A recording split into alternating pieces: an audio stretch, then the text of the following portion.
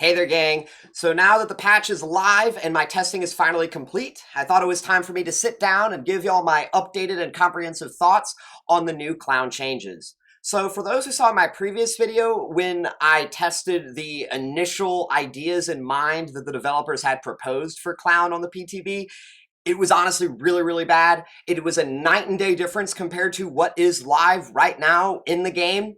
They had nerfed many more add-ons for Clown. They had nerfed his pink bottles. They'd even made it harder to use his yellow bottles due to the larger cloud radius. We'll be looking at all of those specifics going forward into this video. I've got a whole lot of thoughts on everything I want to break down. But overall, as I'm sure y'all might notice, I'm pretty positive about what the developers have given us. Because I do feel like, again, it is a night and day difference.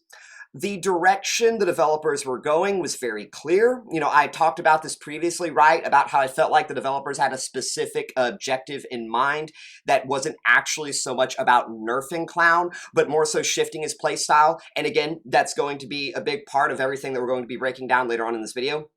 But ultimately, I didn't want to be very hasty in my conclusions. I wanted to test a variety of different builds. I wanted to make sure I played against some very skilled survivors before I reached my conclusion. And y'all, to be quite honest, when I look at how some other people are talking about him, I really do think that there's very much a difference of experience.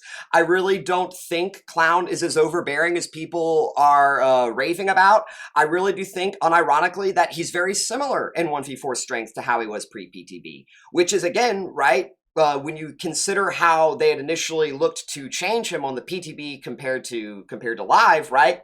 It's not like that. So I feel like he would have been a lot worse in the 1v4 if the full PTB changes went through. Compared to live, it's not like that. And again, I don't think he's as strong as people are saying.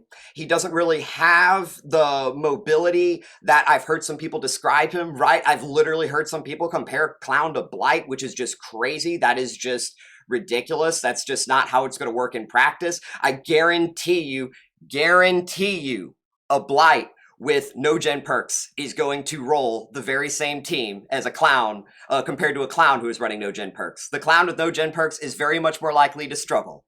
Pre-running, and this is all a bunch of stuff we'll get into later, for example, pre-running is still very much a problem for Clown, regardless of the fact that his yellows activate 1 second faster, because the damage from pre-running should be done before you're even looking to engage to counter the pre-running to begin with. So to rephrase, even though your yellow bottles activate faster, even if the initial pickup of the haste is that much little bit faster, right? Because I already showed in my previous video how when it comes to maintaining and rotating, right, or excuse me, cycling the haste, refreshing it before it runs out, that wasn't difficult pre-PTB. You only really are gaining so much that initial bit of haste on the first part of the setup and the, reapplication. And thus, right, looking at pre-running isn't any worse. Pre-running is, I would argue, just as strong, if not stronger, because of the introduction of the fog vials. So this is just again, just a short summary of a bunch of things I'm going to be mentioning and talking about. I just wanted to briefly kind of bring all of this up because it's very interesting to me, again, right? How people are talking about how Clown is some like B, A, or even S tier killer. It's crazy to me. Now, is he stronger in chase? Yes, in some ways, in other ways, honestly, not. Will be, again, I know I'm saying that it's probably about time we start moving forward, but I just wanted to kind of get all of that out there first because a lot of people, again, are really freaking out about this. So, again, let's move forward, right? Let's talk about why Clown is the way he is on live. So, a lot of people feel like the strategy that the developers shifted Clown toward is a lot less skill expressive. They feel as if Clown isn't able to playing him at the higher end isn't really so much like it used to be. And honestly, I do think it's similar. But personally, I think what the developers were looking to do was accomplish 3 main points here, okay? So let me go ahead and shift over to this little PowerPoint presentation that I have for you guys. So what I have here are a list of 3 developer objectives that I believe were in the mind of behavior with regard to changing Clown in the live patch and what they were looking to accomplish.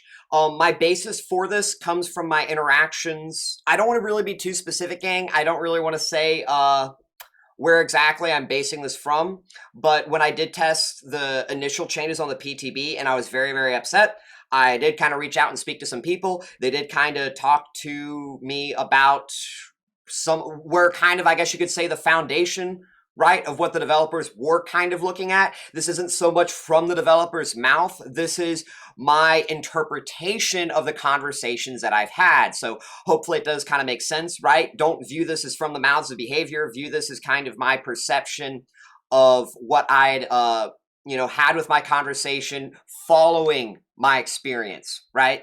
This basically should also serve as an explanation too for why the PTB was the way it was, right? Why was it that every single add-on did get the initial nerfs and whatnot? I feel like the developers, part of that played into this. So let's go through these one by one. Invigoration bottles were meant to be easier to use and more commonplace.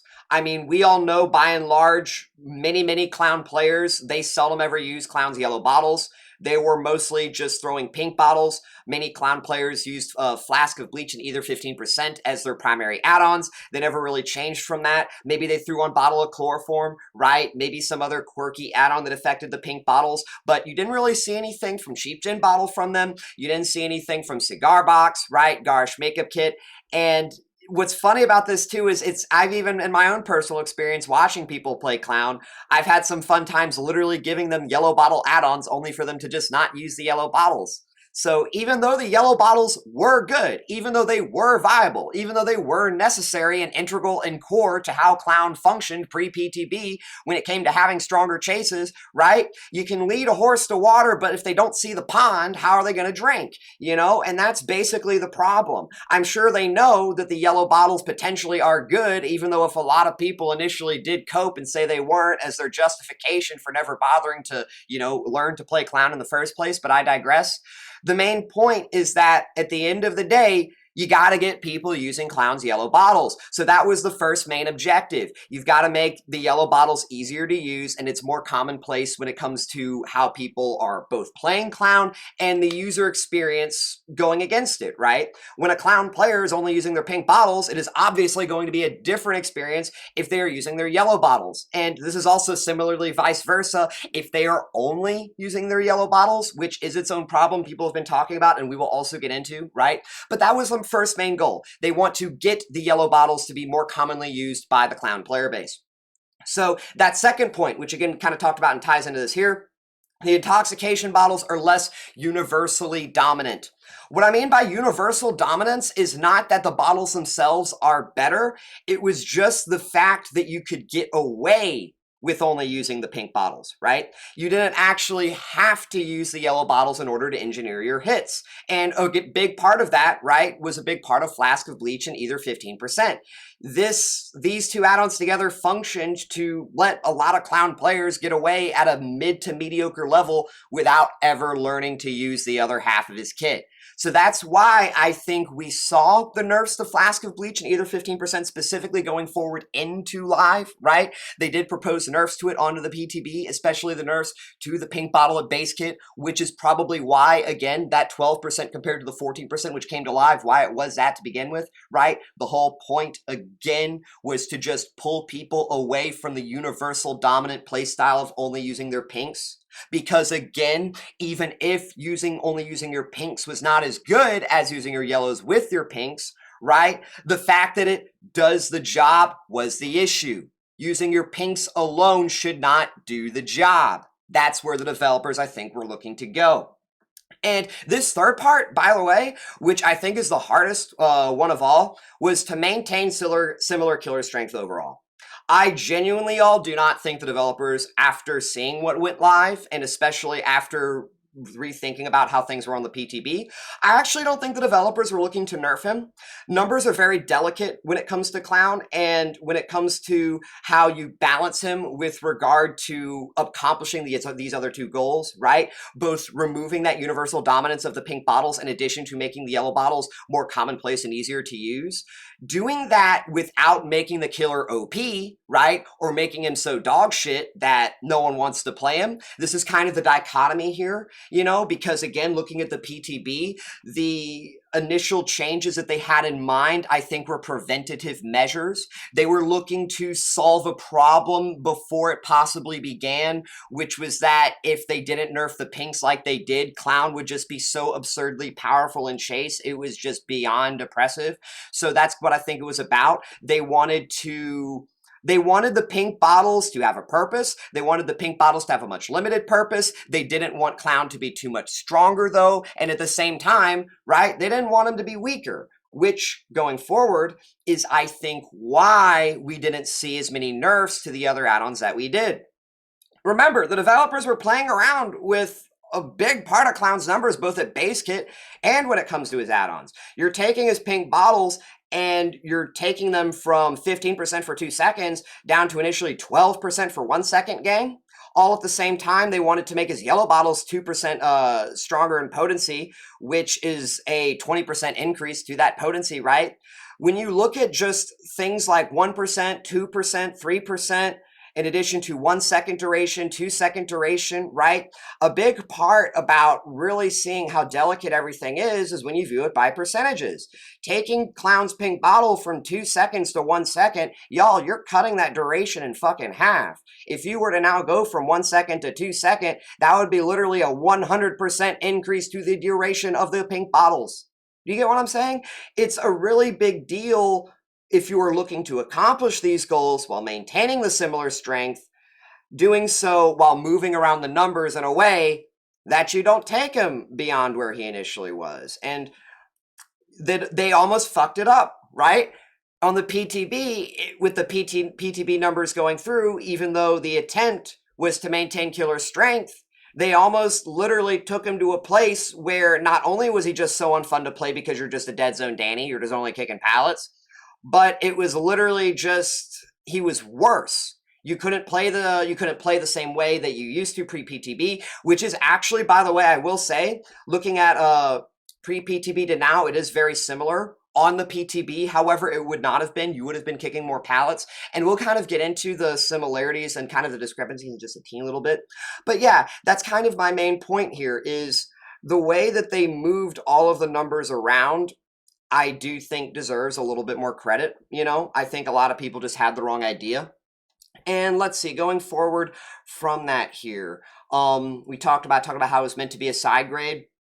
Now, when it comes to playing against Clown, another thing I want to talk about is how people just hate this play style, right? Where a lot of Clowns are just only using their yellow bottles. They are not using their pinks in any capacity. They're just, it feels like their chases are a lot worse against Clown. And I would be honest, gang, I really don't think that this is much different compared to how Clown was pre-PTB. I do think that using yellow bottles on a 1-to-1 compared to pinks, pre-PTB compared to post-PTB, I do think the yellows are a little bit better at accomplishing the very same goal. But at the very same time, right, the counterplay to both is still the same. And I think that the issue a lot of survivors are experiencing are simply self-created. You know, most survivors are very greedy. People feel like, in my opinion, from what I've seen, especially with how I observe survivor gameplay, I think a lot of people treat Clown like a lesser killer in Chase. They disrespect his ability to give hits if you give it to him, right? His ability to capitalize off of free pressure when survivors make mistakes, and thus when they just do the things they're not supposed to do, and then Clown downs them quickly, right? They feel as if the killer is the problem. You know, this whole using yellow bottles only to get your health states and then downing survivors before they really get anywhere, that's an issue of you just not pre-running. And I think that in the very same way, right, going back to pre-PTB, if the Clown wasn't using yellow bottles and he was just spamming pinks, you would have probably the exact same issue. Maybe there would be some instances where you still make the pallet first, right, compared to the yellows, but you're still going to be finding yourself in the same position. And I think what it is that because it's slightly better, it's more highlighting to you the mistakes in your own gameplay more often. And I think that's kind of why people don't like it, you know, but that doesn't make Clown any better in the 1v4, right? Just because he's able to punish survivors for greeting hits in a dead zone, that doesn't translate to anything else when it comes to survivor macro. So overall, when it comes to just the enjoyment, I think the way people view the enjoyment of Clown now is just way overblown. I think people are it's the new thing to hate. And Clown was just always hated in general. You look at Skull Merchant too, right? I think a lot of people, survivors especially, are just extremely entitled. I'm going to be full on honest about that too. I'll just go ahead and say it, gang. I think a lot of survivors just don't like dying. They don't like losing in the 1v1. They don't like the killer beating them in the 1v1, even though the game is literally a fucking 1v4. Most survivors, I think, expect the game for them to be the power role. I think they view that they should be on a 1-to-1 level with the killer in the match in chase, right? Which is fucking wild, because if the survivors are meant to have that capacity, how on earth is the killer supposed to compete against 4 of them? You know, it's really, really interesting. A whole other topic for a different video, but that's kind of just my thoughts when it comes to just the enjoyment of playing against Clown.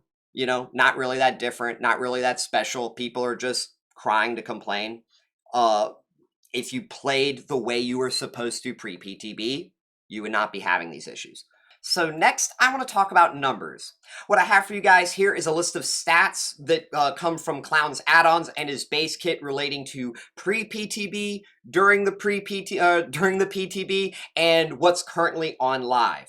First things first, as y'all see, pre-PTB stats, Clown's yellow bottles were 10% for 6 seconds, his pink bottles were 15% for 2 seconds, and you look at his add-ons. Cigar Box had a 16-meter radius, his flask of bleach 4% hindered, either added a 1 extra second of duration. So you could potentially take his pink bottles up to 3-second duration with 19% slowdown. You could have 19% slowdown while also having, say, 16-meter radius reading of Cigar Box. That also, this 16 meters was combinable with Garch Makeup Kit to give you an extra 2 seconds of that 16-meter R reading, right? And just the sheer ability of combining his bottles to get hits at tiles pre-drop Pallets base kit was stronger. You have 10% for 6 seconds here, 15% for 2 seconds there, right? Put these together. Survivors are slowed down incredibly, both when they go into a cloud and they leave it, because that extra 1 second of duration carried a lot farther compared to now. Right now, which going into, right, having that reduced duration down to 1 second means that when survivors leave that cloud, that hindrance expires a lot more quickly. It means that survivors are much more often to reach a pallet.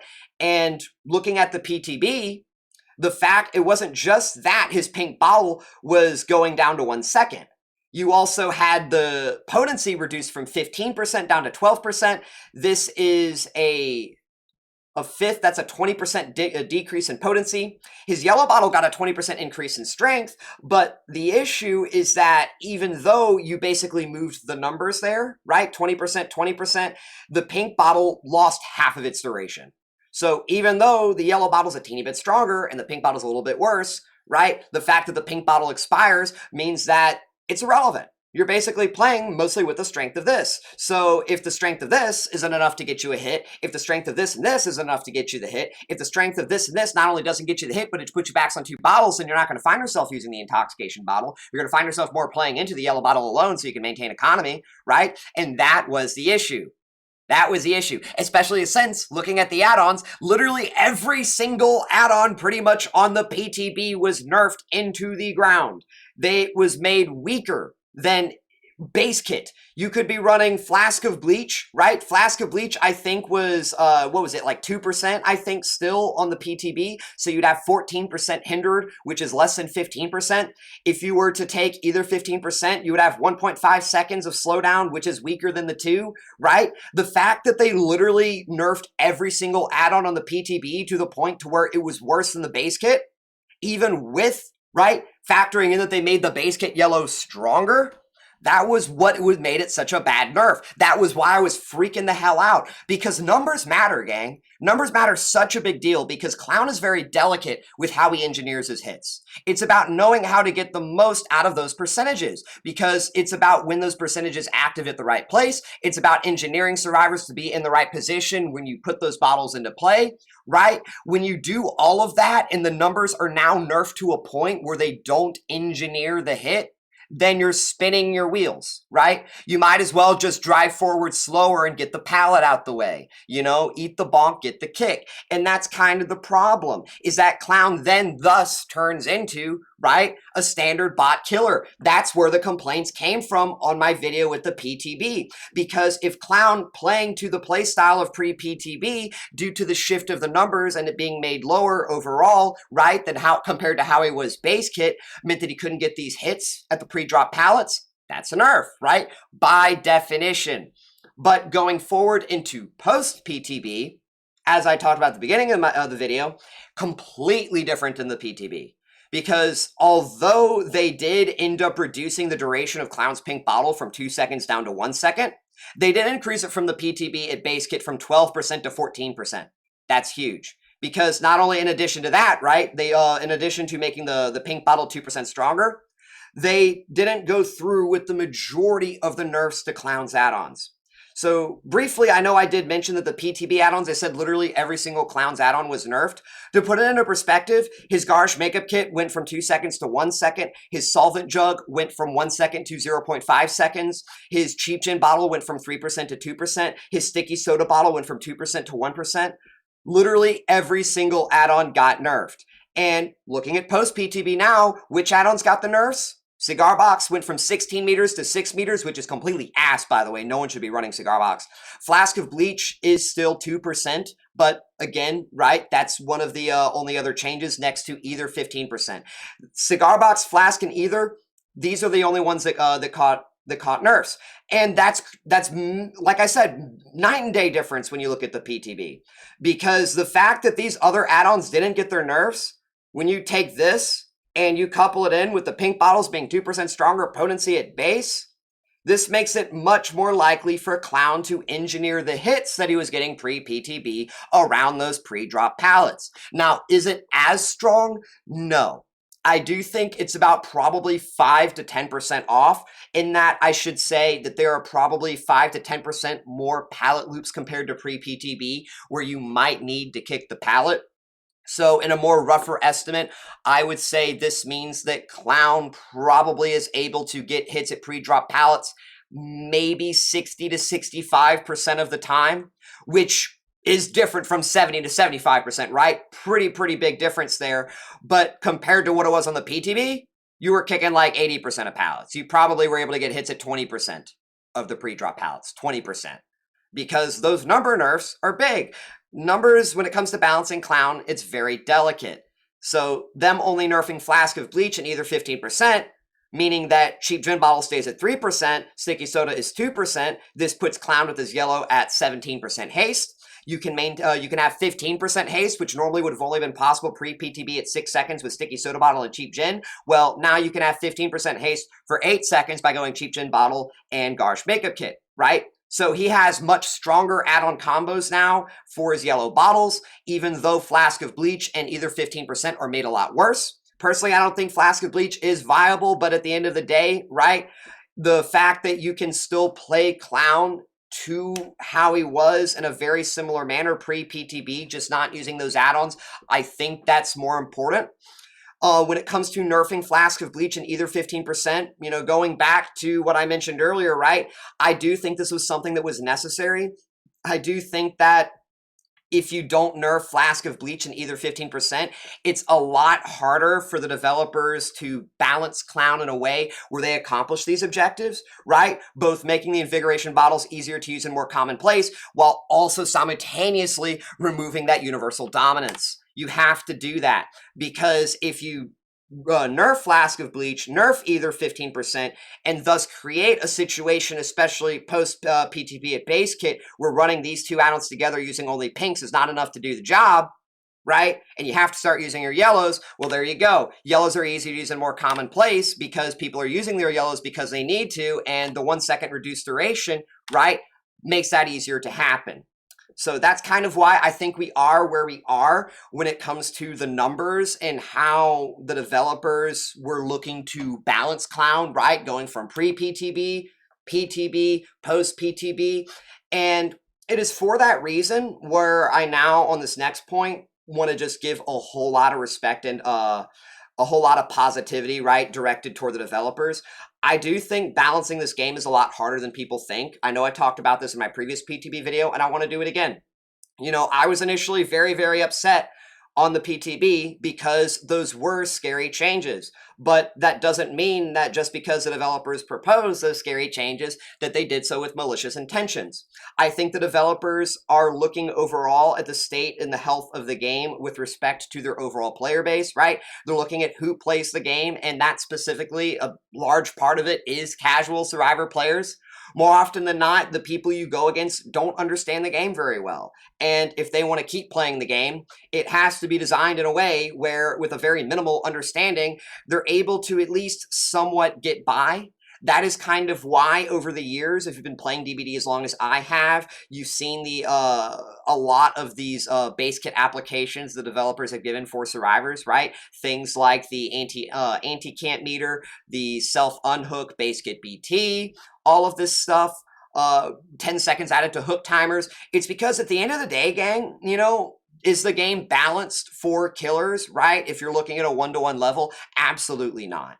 But if the game was balanced that way, there'd just be no one playing it. It's what I talked about earlier. The difficulty with this game is not balancing it to a 1-to-1. It's balancing it to a way where people keep playing it. You know, because if the game was balanced to a 1v1, 1-to-1, it just wouldn't be fun for a lot of people who would log in. You know, there, like I said, so many people, dude, they don't know anything about the game. They get off work, they log on to DBD, they load into a map, they don't even know the difference between Garden of Joy and Haddonfield.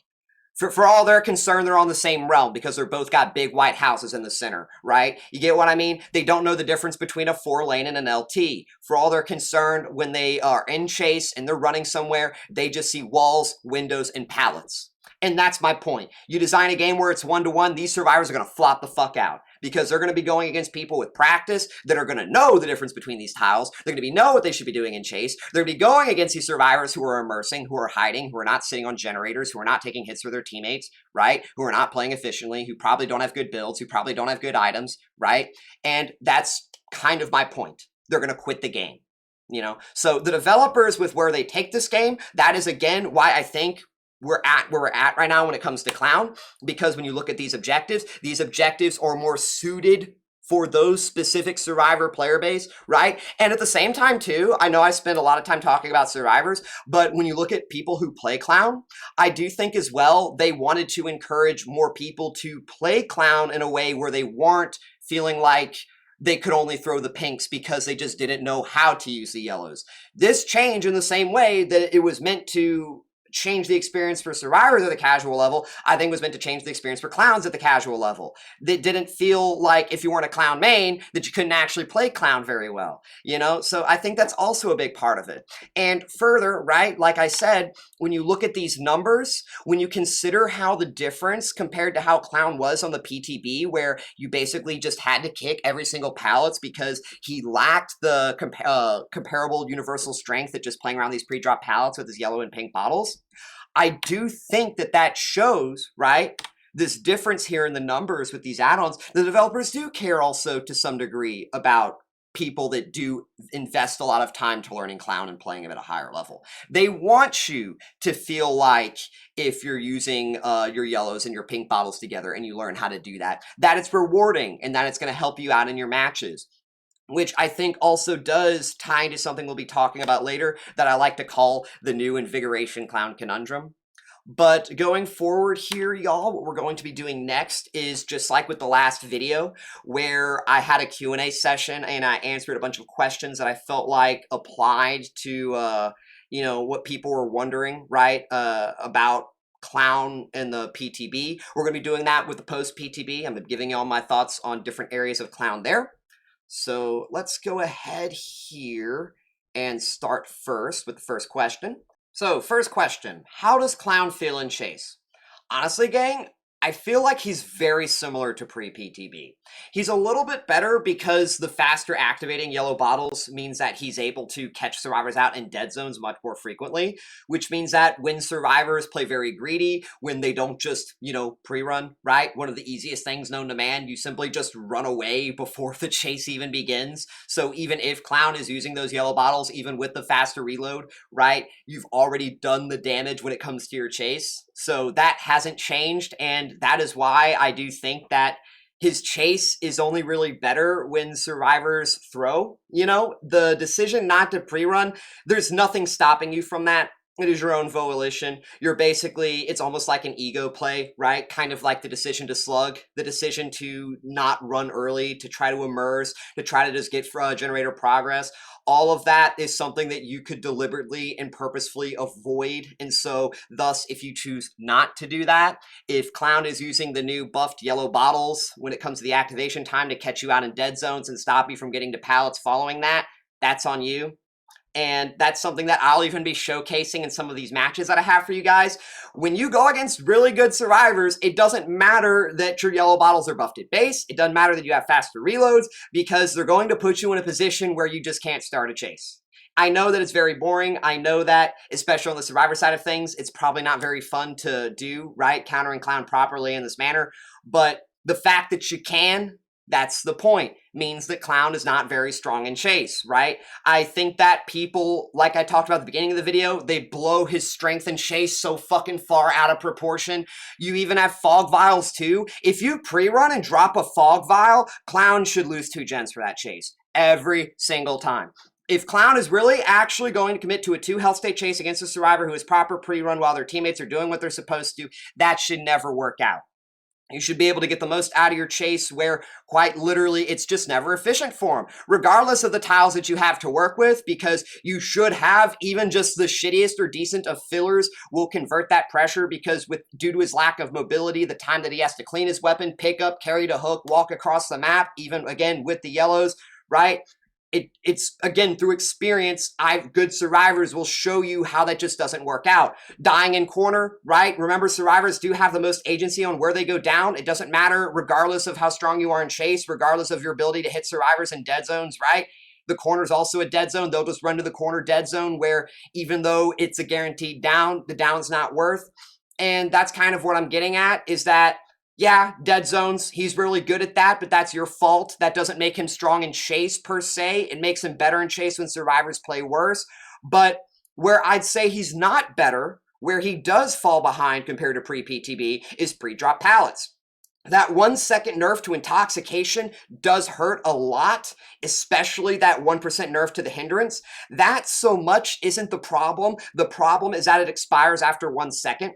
If his pink bottle lasted even half a second longer, I feel like he would be extremely similar. And I'm talking like very, very, very close to how he would be able to play pre-drop pallets. Like I mentioned earlier, it's probably about 5 to 10% worse. So that's, again, right, how does Clown feel in chase? When it comes to playing pre-drop pallets, not as strong. So this whole idea that he's like Nurse or Blight, able to just like both not only just is strong of a killer in chase objectively, I mean, he sure as hell didn't have that comparable strength when it comes to now and playing pre-drop pallets, because that was made worse.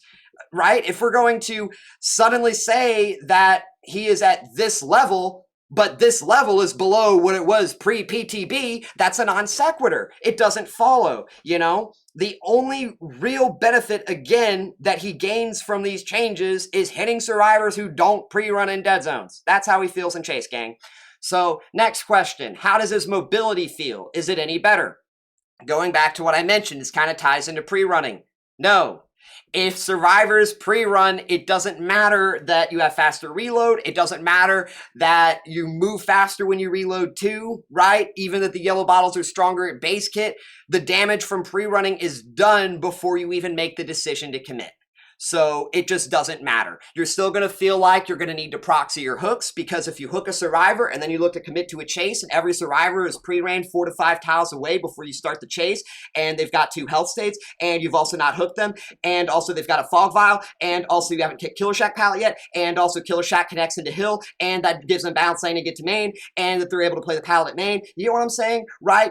All of a sudden now you start factoring all this shit in, and now the chase, even with your faster activating yellow bottles, just doesn't mean a damn. It also means that you can't afford to be more mobile in order to just go for chasing a different survivor after you've hooked someone else. You're going to still find yourself proxying. You're still going to find yourself looking to get the most macro pressure from splitting survivors up, following an unhook, so that way someone else has to go heal that person who got off the unhook, unless you're tunneling, in which case now someone has to come for the body block, right? You're still going to find yourself in that very same position, especially since the buff to yellow bottles does kind of make him better for tunneling. You know, he's able to, especially if survivors are hooked in an inopportune location, if you have Save the Best for Last and Rapid Brutality, right? All of this stuff makes him really, really good for tunneling. And speaking of that point too, another thing I didn't even talk about relating to Chase, when you run Blood Favor Gang, Clown is so scary nowadays with Blood Favor. It is quite literally, I would say, one of his best perks in a cheesy manner. You don't even need to be running a bunch of Hex perks to give it longevity. Just getting the early pressure from your first chase is usually very great.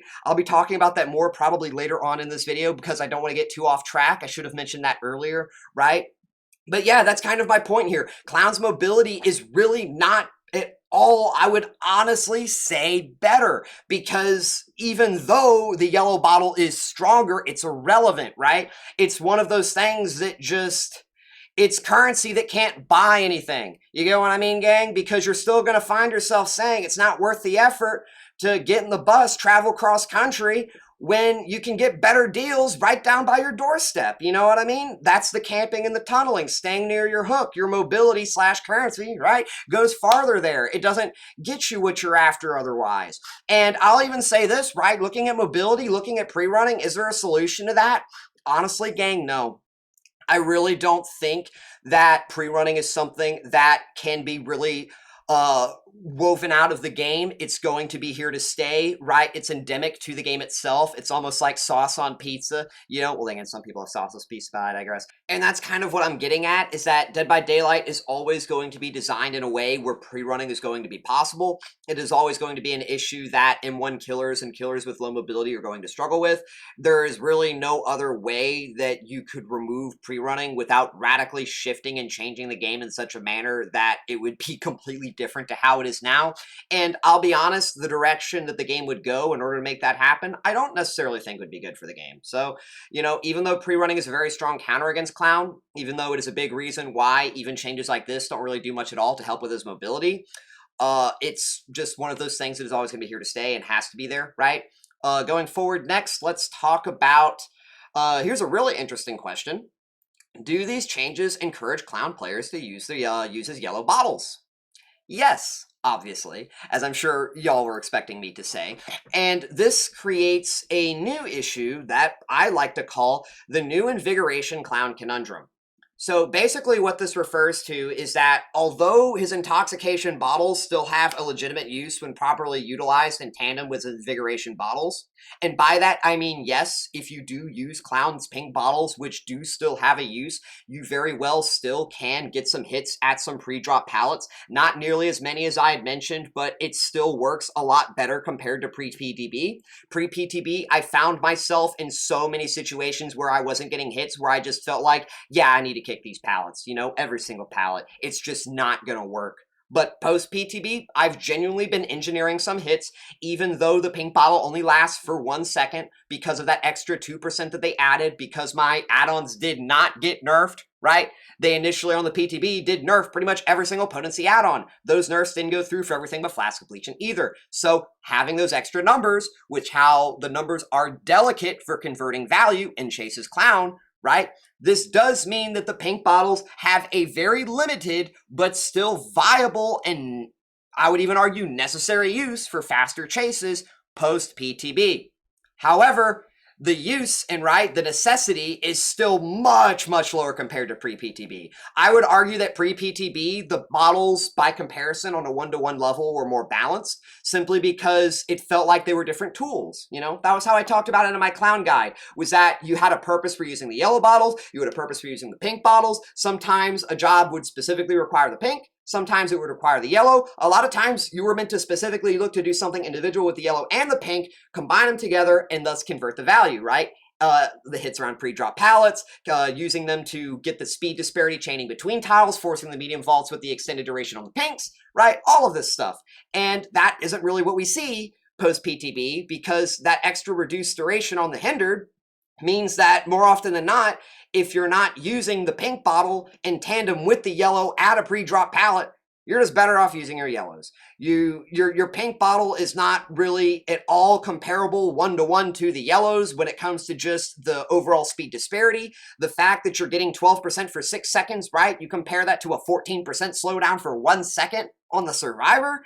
Not at all comparable. And this, again, means that is why I think we are having this conundrum where many clown players are just very seldom, if at all, using their pinks. Some, I've been told, are never using their pinks. And this probably goes back to what I talked about earlier, right? When it comes to lower and casual clown players, is that they did make it easier to use, but making this less universally dominant has gone in a direction where, yes, it's not dominant, but it's almost borderline submissive, I guess, in a way you could say. It's barely doing it all to help you. And those that don't really see the way that it helps you in the limited capacity that it has, is just thus not worth using. I guarantee y'all too, right? Going back to that 1 second duration, casual clown players are throwing their pinks, they're not seeing anything really happen, and they're like, this is useless. Which is very similar to the yellows pre-PTB, where the longer activation timer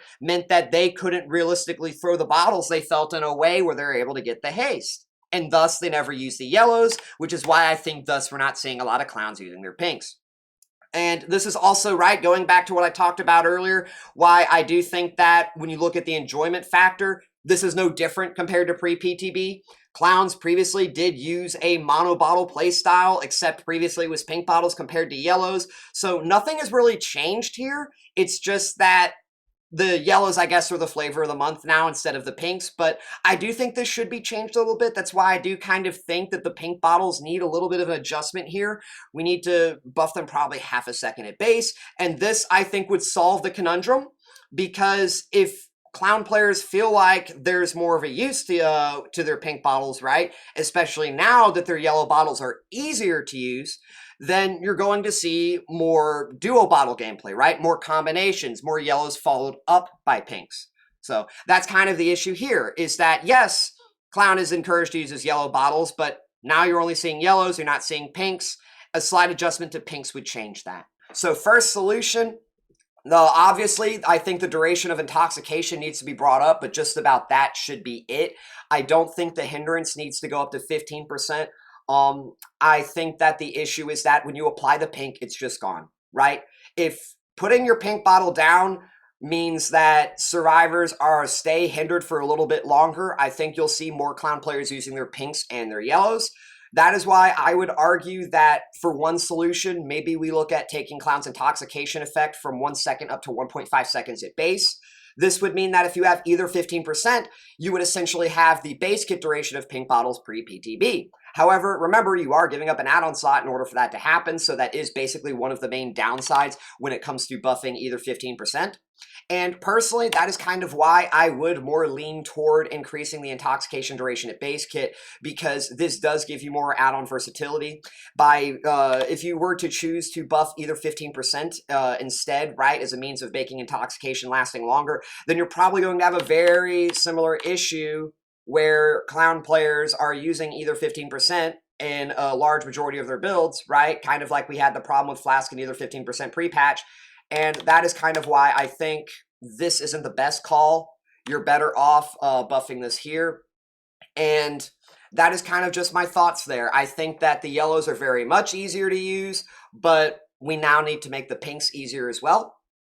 Next question. How do the add-on nerfs feel? Honestly, gang, compared to compared to PTB, night and day. Especially since, again, right, the PTB base kit was also worse, but the PTB add-on changes, they were literally not only nerfing every single add-on, they're going to make the combined effects worse than pre-PTB Clown base kit. It was going to be really bad. But now on live, nothing at all like that. Going back to the image I put here, the only add-ons that got nerfed were Cigar Box, Flask of Bleach, and either 15%. Everything else came out unscathed, which is great. It means that for the most part, Clown has a very similar level of add-on versatility and add-on combos that he could be trying out. Things like either 15% and Garsh Makeup Kit are now viable, in my opinion. Either 15% and Garsh was inferior previously to Garsh and Flask of Bleach, but with the reduced intoxication hindrance, the potency of pink bottles at base with the current 1 second duration. I do feel like that makes post-PTB Flask of Bleach just not good at all. I wouldn't be running Flask of Bleach alongside any other add-on, but either 15%, you can definitely, I think, run it alongside Garish Makeup Kit. You can go in Garish Makeup Kit with Cheap Gin Bottle with Sticky Soda Bottle. You know, all of these add-ons still have their initial strength pre-PTB, which means that Clown is able to use them a lot better compared to what we were initially seeing on the PTB. However, there is one thing I do want to point out is that although he still has, compared to the PTB, greater add-on versatility, it's not nearly as good as what it could be because of the discouragement of using utility add-ons. So Cigar Box got this major nerf. This add-on is borderline unusable. You look at the other utility add-ons that Clown has, right? Kerosene can, that pretty much only affects windows of opportunity, so you don't use that. Thick Cork Stopper was essentially made base kit, so you compared to what you'd really gain from that to the other add-ons that would make your bottles stronger, pretty much can't afford the slot there, you know? And again, I think the main issue too is because pink bottles only last 1 second at base, you are feeling as if even though there is now a 2% increase to the Invigoration effect, one is going to still need to give up their add-on slots in order to compensate for this nerf, because this does influence the numbers quite a bit. Having 14% for 1 second, night and day difference from 15% for 2 seconds, even though this goes from 10% to 12%. So that is, again, right, going back to what I said in this last question about how I felt like you have this Invigoration conundrum where Clown players don't really feel like it's worth using their pink bottles. That, I think, is also, it bakes into the cake of Clown's add-ons, right? If pink bottles were made a little bit better to where Clown players felt like they were incentivized to use their pink bottles, you'd probably also, in turn, looking at Clown's add-ons, see more add-on versatility, since you wouldn't feel as if you were just merely trying to get the passing grade through your add-ons, right? That is the main issue. That is why you see Clown players running the super strong add-ons, because the base kit comes a little bit under par, usually. And if it's not the base kit, right, it's simply something else that otherwise would have been avoided had you just, again, taken the add-ons that people run regularly for a reason. So that is kind of just my point there. I do think that either they need to buff the pink bottles or something else too. I also want to mention they also need to take a look at Cigar Box as well. Let's kind of talk about Cigar Box. I think Cigar Box at 6 meters is just way too small. This either needs to get buffed to 10 to 12 meters. I don't think 8 meters would be even be enough to make it worth it. Remember, gang, that Clown has no map mobility. So when Clown is going to get value out of Cigar Box, he's already going to be at the location. This means that he has to commit time getting to the location. You can't commit time getting to a location banking off of information that you don't have under the presumption that it's going to give you something to get you value, only to then commit all that time, commit all that resource, right? Only to find out that there was no one there. You wasted your time. You lost 2 gens in the process before you start your next chase, simply because of the fact that the next survivor you chase is going to pre-run into shack, drop pallet, pre-drop, and then they still also connect into main, right, while dropping off the hill into balanced landing. You get what I mean, gang? It's kind of one of those things where, yes, Cigar Box is just blatantly not fucking worth it. They need to rework it and make it into do something else, assuming they don't drop the rarity down, assuming they don't buff it right back to 10 to 12 meters. That is kind of just my thoughts there. And yeah, you know, not really that complicated. Are chase builds viable? What builds work best on Clown post-PTB?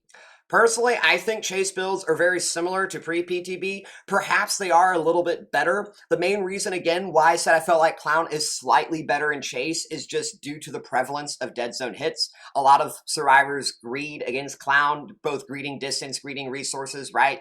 They just make it way too easy for Clown to get hits that he otherwise shouldn't. Had they simply played safer, had they simply played smarter, Clown would be very similar now post-PTB compared to pre-PTB, since playing smarter with your resources as well with your distance means that he's not actually getting the most value out of the new buffed bottles. Because again, if you are playing smart with the resources, if you are pre-dropping pallets, right, that is kind of where the new Clown kind of struggles compared to the older Clown. Clown post-PTB is very likely going to be kicking more pallets simply by virtue of the fact that the pink got nerfed. And that is just thus something that I think when it comes to chase build viability, it might slightly make it better again because of the dead zones, but you're not going to be just destroying survivors across your matches. You're not going to be running save the best for last, rapid brutality, batteries included, and like honestly even like Coup or Zanshin or just something of that nature, right? Just 4 haste perks. You're not going to be running that and then destroying survivors at 5 gens. You probably might not even destroy them at 2 gens, right? Because again, you know, you don't have any gen perks. You don't have any corrupt intervention. You don't have any basic comeback mechanics. You're a human being who's likely going to make mistakes. If you respect the fact that your survivors are smart and doing what they're supposed to, that also limits the mistake window that survivors will have. If your main, if the main way that you actually just create any type of macro pressure comes from survivors making mistakes, then there you go. You know, Clown is a killer who's meant to capitalize off the mistakes in the 1v1. He's meant to be destroyed in the 1v4 when survivors aren't making mistakes, playing safe, playing well. And yeah, so running chase builds, you are going to just get gen blasted. They're going to be popping 2 gens first chase. They're going to be pre-running and they're going to be playing every single pallet. And you might come away with some hooks. Maybe survivors, if they choose not to do gens, you know, you'll probably do similar, right? You'll be able to get more hook stages, maybe even possibly in some matches win. Crazy stuff, right? When survivors don't do their objective, when they don't repair generators, Clown can actually get some kills. But honestly, I don't really know beyond that if I would say it's viable. You know, you compare chase builds to meta builds, things with corrupt intervention, pain resonance, dead man switch. You can run those 3 perks and then throw Coup as the 4th. You know what I mean? As nice as it is having Giga Haste, running Save the Best for Last, and Rapid Brutality, y'all, that's half your perk slots. You're giving up a lot of potential mid-game pressure, early game pressure when it comes to slowdown and general regression, because you do ultimately need something, given that you are playing Clown and lack in 1v4. You lack in 1v4. That is where all of that really comes from. The idea behind chase builds, looking at, for example, my Gate of Death build, right? Everyone remembered a couple of years ago, my Clown 8 Gates of Death. Well, the literal whole principle behind that build, which was a chase build with a bunch of haste perks and coup de grace, was that you win chase, lose game. You know, you may scare the survivors, you may give them a rough time, makes it feel like they don't really have much counterplay and there was nothing they can do in chase. But at the end of the day, the majority of the survivors are getting out the exit gates, all the generators are getting repaired. You're not winning the match with a build like that. Meta builds, you can have just enough chase to really get going. Corrupt intervention especially gives you that stall, so you're not necessarily losing 2 generators first chase. And it's probably ultimately in the grand scheme of things, right, that when you factor in DMS, pain resonance, that is going to be comparably to a chase build, why your matches will last longer. My matches with chase builds are typically anywhere from like 4 to 5, maybe even 7 minutes because, again, right, generators have a 90-second timer. I wouldn't have anything in my build with a chase build to be influencing that. It is going to be at the standard speeds, and it means that for the most part, any generator repair progress that survivors put into the generator is going to stick. Unless I'm kicking a generator, that progress stays in for the majority of the game. With a chase build, right? So, but there is one perk I especially do want to shout out. You know, I've talked about chase builds in general, and I also compared it to meta builds. I will say that Blood Favor on Clown is absolutely disgusting. You don't need to necessarily run it in a hex build. You could just be running it by itself. I've always referred to it as the aggressive corrupt intervention. It's not blocking generators, but it's giving you a ridiculously faster chase. And even if it gets cleansed, well, compared to corrupt intervention, right? Corrupt intervention's gone after your first down. So I do kind of like them, you know, comparing them in that manner. And on Clown, really, really great, because if survivors aren't pre-running, and many survivors, right, I've talked about all the time how it's them making the mistakes, they're not going to know that you have Blood Favor in play till after they take the injury. So you likely just snowball off of survivors being greedy so much more often than you would expect, and it's just hilarious. It feels dirty, it feels wrong, and it definitely upsets survivors. So let's go on. We got another question up here. How much knowledge experience transfers from pre-PTB to live?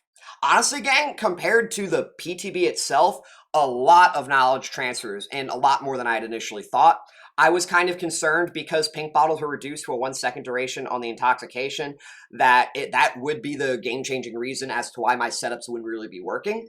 And to be honest, gang, I do think that if Clown's pink bottles were 12% hindered on that Intoxication, I do think that a lot of the knowledge wouldn't have transferred. Going from 12% to 14% is a big deal. It's especially a big deal when all of those nerfed add-ons didn't get nerfed. Numbers are critical here, gang. Their Clown is very delicate when it comes to balancing around these numbers.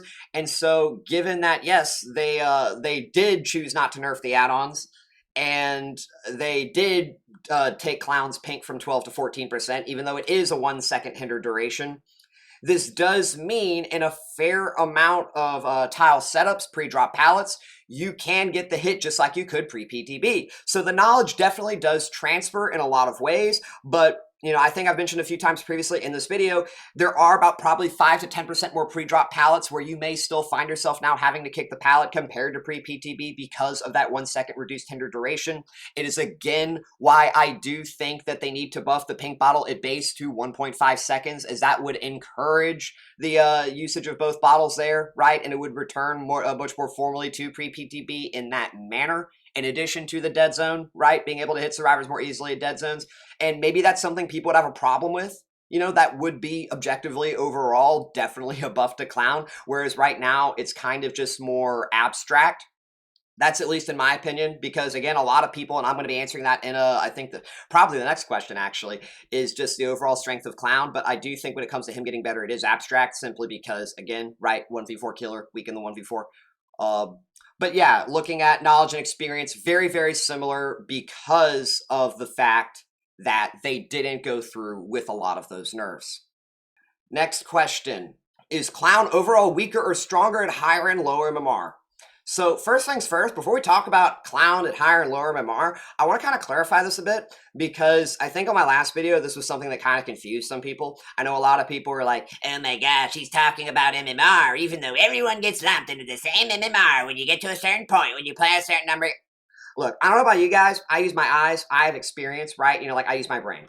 When I'm regularly seeing the exact same people, right, every so other day, you know, every so often in a row, when supposedly Steam has like 50,000 plus people, when this is a cross-platform game with Windows, you have, what is it, Xbox, PlayStation, Nintendo Switch, I abso-fucking-lutely not should be getting the same players every other day over the course of a couple weeks. The fact that I even see the same person 2 or 3 times over the course of my lifetime playing this game, that absolutely should not be happening.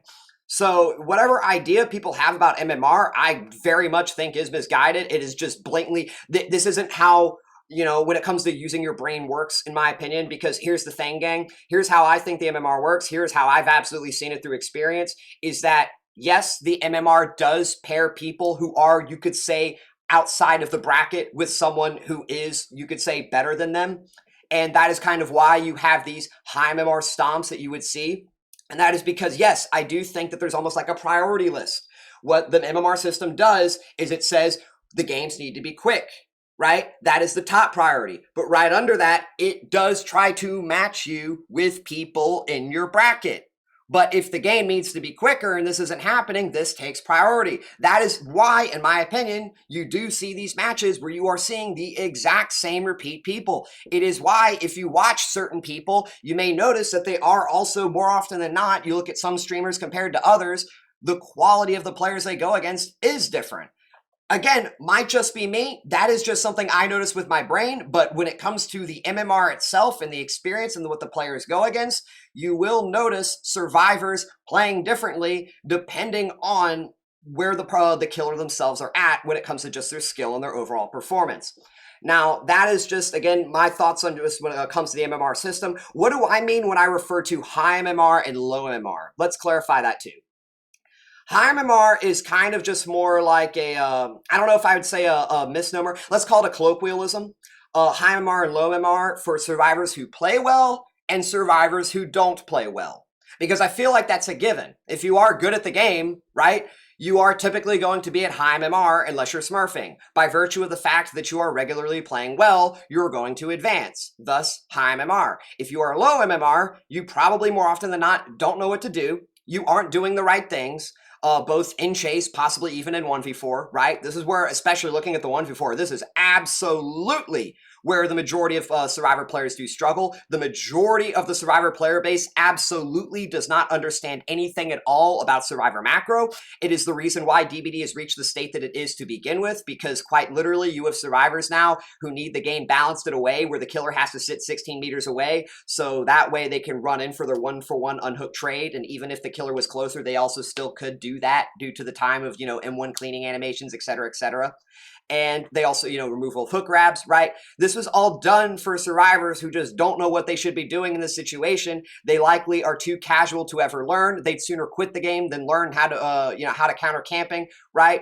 And that's kind of my whole point here. These are the people that are at lower MMR. These are the people that complain about Clown, who complain about low tier killers being OP because they just don't know what the hell they should be doing.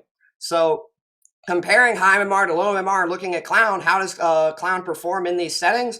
In higher MMR, gang, I really don't think he's honestly that much better, if at all. Because the thing is, high MMR Clown post-PTB compared to pre-PTB had the exact same counterplay. You pre-run, because the damage from pre-running is done before the chase is even committed, right? You see a survivor pre-ran across the map with 2 health states, you can choose to commit to that chase. You may eventually down them, but it just doesn't fucking matter. That is something high MMR survivors do because they know at the end of the day, it just doesn't matter if you have that much of a vested interest in putting them on a hook.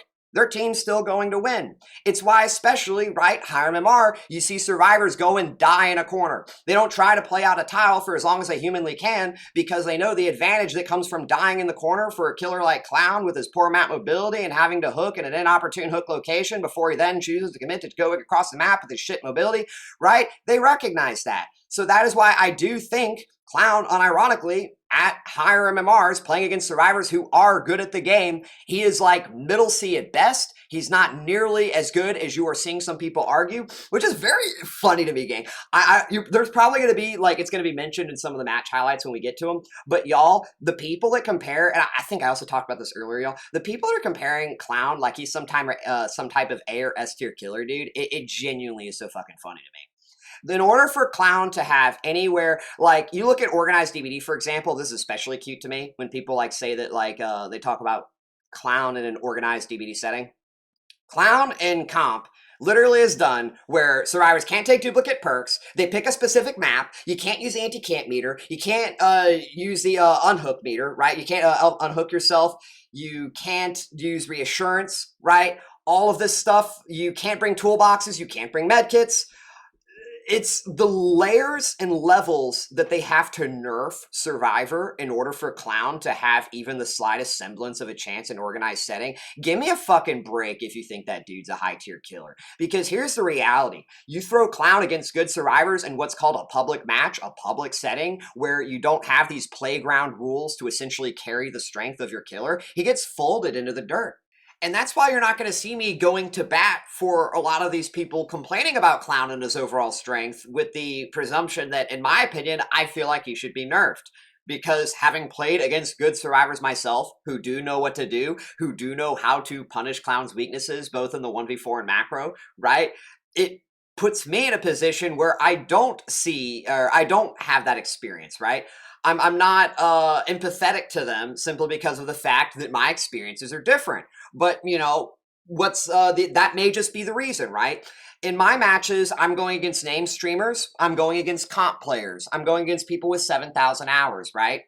Pretty sure a lot of these people, very, very likely, more often than not, they're not going against survivors of this caliber. So sure, right? If they're not going against survivors of this caliber, and especially if they're at an MMR on Survivor, where they're not going against, clowns that are probably playing very well, I'd imagine, right, for a lot of these people, they probably do also have casual MMR on Survivor, but I digress. Yeah, no wonder they're struggling, because if you're playing a team-based game, if your MMR is not very great, if you're not playing with good teammates, if you also yourself are not doing what you're supposed to do, yeah, no wonder you're going to lose to the killer who has a weakness in 1v4 because you and your other 3 teammates aren't locking in.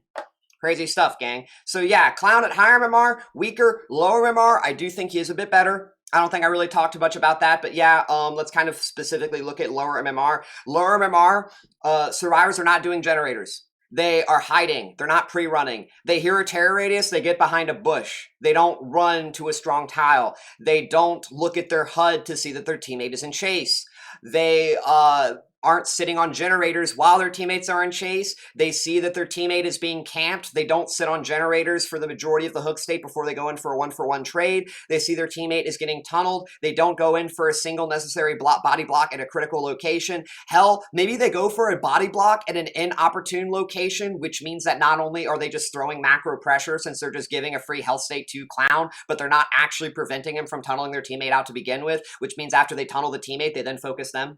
You get what I mean? So like these are all things when it comes to low MMR where survivors struggle. They quite literally give Clown as a result the pressure that he needs to win against them. Had they simply played better, had they simply, understood the game better, then they wouldn't be in that position. And that is where, in my opinion, I'm a little bit scared, right? Looking forward to where the developers may take any type of changes if they do, is that there's a lot of people crying. I do notice that. A lot of people are upset. I mean, again, we've talked about how casual players, lesser skilled players are more often than not, the larger side of the player base. So that would very much explain it. And I really just saying, gang, I hope Clown doesn't come away with nerfs because of that. Since if they do nerf Clown's add-ons, if they do nerf Clown's bottles, we are going to be heading toward a PTB outcome, right?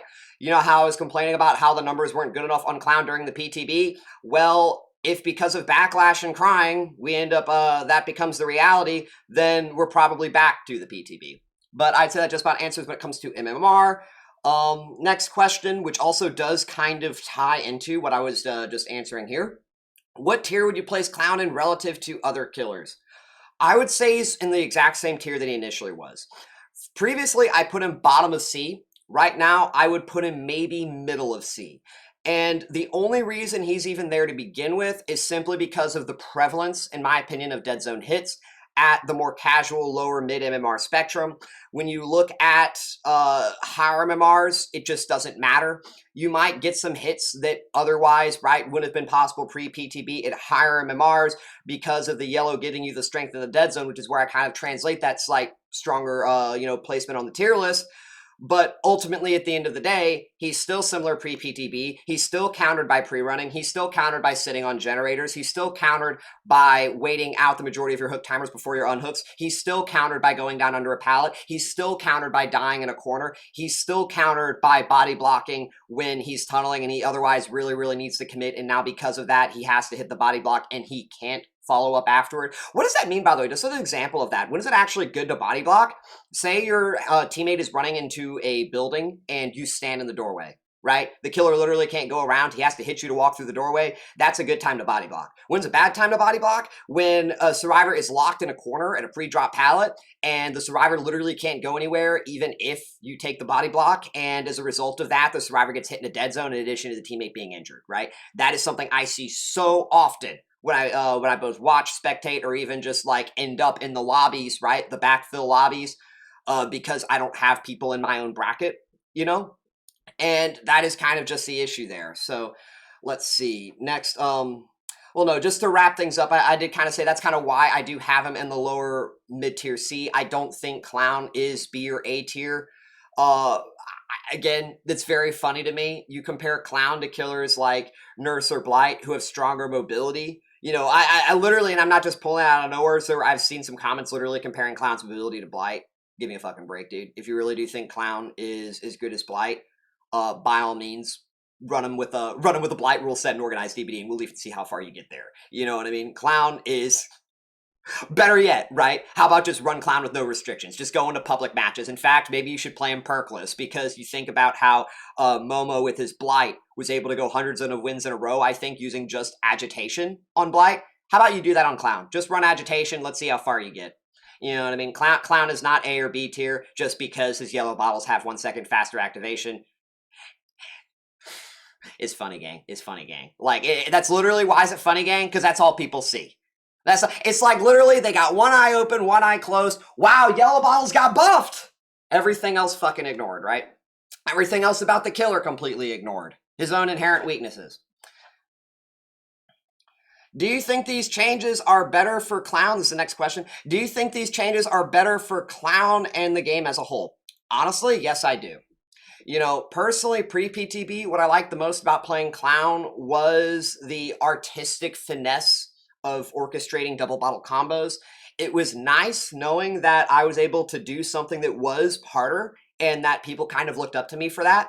But at the end of the day, the satisfaction that I got from playing Clown was not people looking up to me for the, setting up the bottles, right? Getting these hits.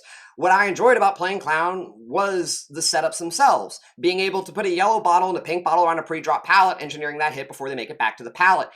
That was what I liked. It wasn't the fact that it was difficult. So as long as that is possible, right? And it's possible as a result of making the yellow bottles easier to use for clown players at a casual level, I do think that is good for the game. Because when you, again, look at how many of the people that play DBD are very casual, right? Having really complex mechanics for a killer's for a killer's kit, right?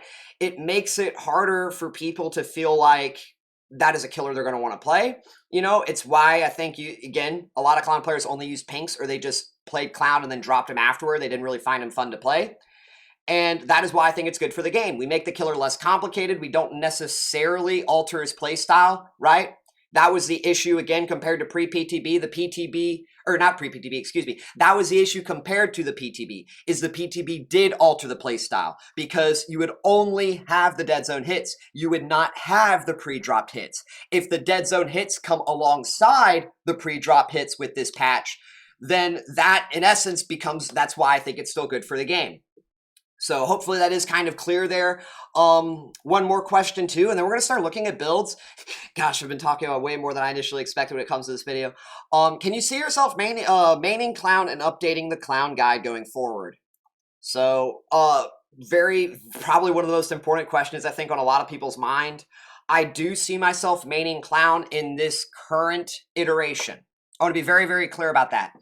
You look at PTB Clown and how important numbers are and how close the subpar numbers almost broke Clown. That was enough to have me look at not playing him whatsoever, because I would have felt emasculated. I would have literally felt as if as a killer, I'm as weak, if not weaker than a survivor. I would have felt like a killer in name only, simply because of the difference of those number changes. But looking at post-PTB, assuming the numbers stay where they're currently at, especially assuming we do see something that I was talking about with the intoxication duration in order to encourage both bottles being used again, right? Instead of going from only the yellow bottle use, you now have yellows and pinks, just like pre-PTB. Then yeah, you know, that is something that I would want to main. I want to keep maining clown for that reason, and potentially looking at the guide, I could, but it's going to be a little bit more complicated, I think, because of the nerfed pink duration. If it gets buffed back to 1.5 seconds, maybe that would be a bit easier. Vigil especially complicates things, right? So that is something I do need to kind of take a deeper look at when it comes to the clown guide itself. But maining clown, I definitely could see myself maining clown. He's very similar to pre-PTB, slightly worse at pre-drop pallets, but he has the incentive of dead zones. So given that he's still close enough to pre-PTB, right? That's enough for me to consider to keep playing him. But just my opinion. I know some people don't see him that way. And what we're going to be doing next, we've talked about a whole lot of questions here. Hopefully I've given y'all a lot of the answers y'all were looking for. But this isn't just a video with me yapping. I've also got some matches for y'all. And again, you know, talking about proper counterplay, hopefully this will kind of show y'all what you're supposed to do against Clown and Chase, what you're supposed to be doing against Clown in the 1v4. Because my matches that y'all are going to see, some of them, they felt as difficult as pre-PTB. So if this was supposed to be the crazy buff that everybody was talking about, why do my matches feel similar in strength? I've got, in difficulty, excuse me. I've got 7,000 matches on Clown. I didn't just start playing him yesterday, right? So let's move over here now to my builds. So in this video, I'm going to be including matches using two different types of builds, both the chase build and your more meta standard slowdown, right, with corrupt intervention, pain resonance, DMS, etc. This is to kind of give y'all a bit of a comparison to how both different builds play, especially against strong survivors. I'm going to be including a couple matches where I did well as a couple of matches where I honestly struggled, because I feel like maybe that will give some of the people who don't really see, right, the same vision that I have when it comes to Clown's weaknesses and why I still put him at middle C. Maybe this will really emphasize and drive home the point that, yes, you just simply need to do the things that I talked about, which were the same pre-PTB, and Clown will struggle just like he did before. So this build right here, this is a standard chase build probably that you've seen maybe many other Clown players run. It's very similar to my Clown Gate of Death build, with the only difference being that instead of coup de grace, I have batteries included. The reason for this inclusion here, batteries included with the Gate of Death, I guess you could call it that, is I I feel like a lot of people don't run coup. I've been trying to put together a lot of builds which don't feature coup for that reason. Coup is Clown's best perk, but batteries included for many players is probably going to be more flexible, right? It's going to be easier for them to incorporate into their builds, not even just a build like this. And going through the build, how does this build function? Play with your food and save the best for last are two perks that I really like running together. This is because that when you do injure the non-obsession and you get that faster weapon speed recovery, this normally is threatened by the presence of the obsession. If the obsession body blocks, if the obsession is someone that kind of gets within your proximity, right, and you have to become a little bit hesitant, doing anything to do with them, right? You don't want to end up losing your stacks to save the best for last. Well, that's where Play With Your Food helps out. Play With Your Food is going to give you 5% haste. This haste does not expire based on duration. It only expires when you make basic attacks, whether you hit or not. So as long as you are hitting your basic attacks and you're not missing, then you're going to be getting the most out of this perk. You also don't lose stacks whenever you throw Clown bottles, which is a very unique trait that Clown has. Many other killers with Play With Your Food, if they try to do anything with their power, they lose stacks of Play With Your Food because it's considered a special attack. Throwing bottles as Clown is not considered a special attack. So having Play With Your Food to kind of protect, save the best for last, and kind of discourage as well the obsession for wanting to be anywhere near you, since this haste means that not only can you ignore body blocks in some instances, but you're also basically punishing the obsession for choosing not to set on generators. It's really, really good, especially with Rapid Brutality, because Rapid Brutality does stack with Play With Your Food, which also both, by the way, do stack 3 yellow bottles, and this just gives you an absurd amount of haste. With Rapid Brutality, you have really great recovery. And then you look at batteries included. Batteries included with its 5% haste for 16 meters. For those that missed me talk about this previously, I do think the change from 7% haste to 5% haste when you take the radius from 12 meters to 16 meters, this is a buff. It means that you're going to be having batteries included active more often than not in your chases. And that minus 2% haste, by comparison to everything else that is being brought, probably more overkill than anything, especially since, again, when you consider that the extra 2% haste comes at the cost of the radius being smaller, you're likely going to have chases where even though batteries included would have been 2% stronger, you're not getting any haste from it whatsoever because you're outside of the radius, right? Since it would only be 12 meters. So batteries included, really nice in this build when you are coming, chasing survivors near those completed generators, which many survivors do, because that's where you probably are going to want to be if you are in chase. You don't want to be near generators that aren't completed, because then Clown has better macro pressure. He's able to possibly break chase easier to go after your teammates if the chase is, taking too much of his time. And this build right here, again, I know that a lot of people are probably running it, but a build like this, y'all, you should be you shouldn't be winning your matches with this against good survivors. They're going to be either pre-running you, they're going to be sitting on generators, you don't have anything in the way of base kit regression, they could be bringing toolboxes, they could be bringing fog vials, pre-running, etc., right? It's a fun build. As I mentioned earlier, chase builds on Clown, very, very fun post-PTB with the faster activating yellows, but this isn't a build that's going to consistently win you your games nearly as much by comparison to a build like this. So many of y'all may have seen me run this one as well. With this build, we have Corrupt Intervention for that early stall. Being able to block 3 generators at the beginning of your matches means that you're very likely not going to be losing 2 generators in your first chase, since survivors are going to have to rotate in order to start repairing, and this rotation means that they are likely going to path into you. It means that all of that time that they spent rotating is not spent on that generator, because that's typically where that comes from, right? The 2 generators first chase, because they are that efficient with their time when they spawn on their objective. Imagine if Clown literally spawned next to a survivor when it comes to how quick his chases could be and how quick his first down could be, because he's literally already in the chase. That's the equivalent when it comes to survivors on these generators. So Corrupt Intervention really helps with that. Pain Resonance and Dead Man Switch, really common and great combo, especially with Clown's lack of map mobility. If you are able to reach a Scourge Hook, which is made easier due to Clown's yellow bottles, then you get the global presence of minus 20% instant regression. If they were on the generator, they get kicked off, and then that generator gets blocked for 50 seconds by Dead Man Switch.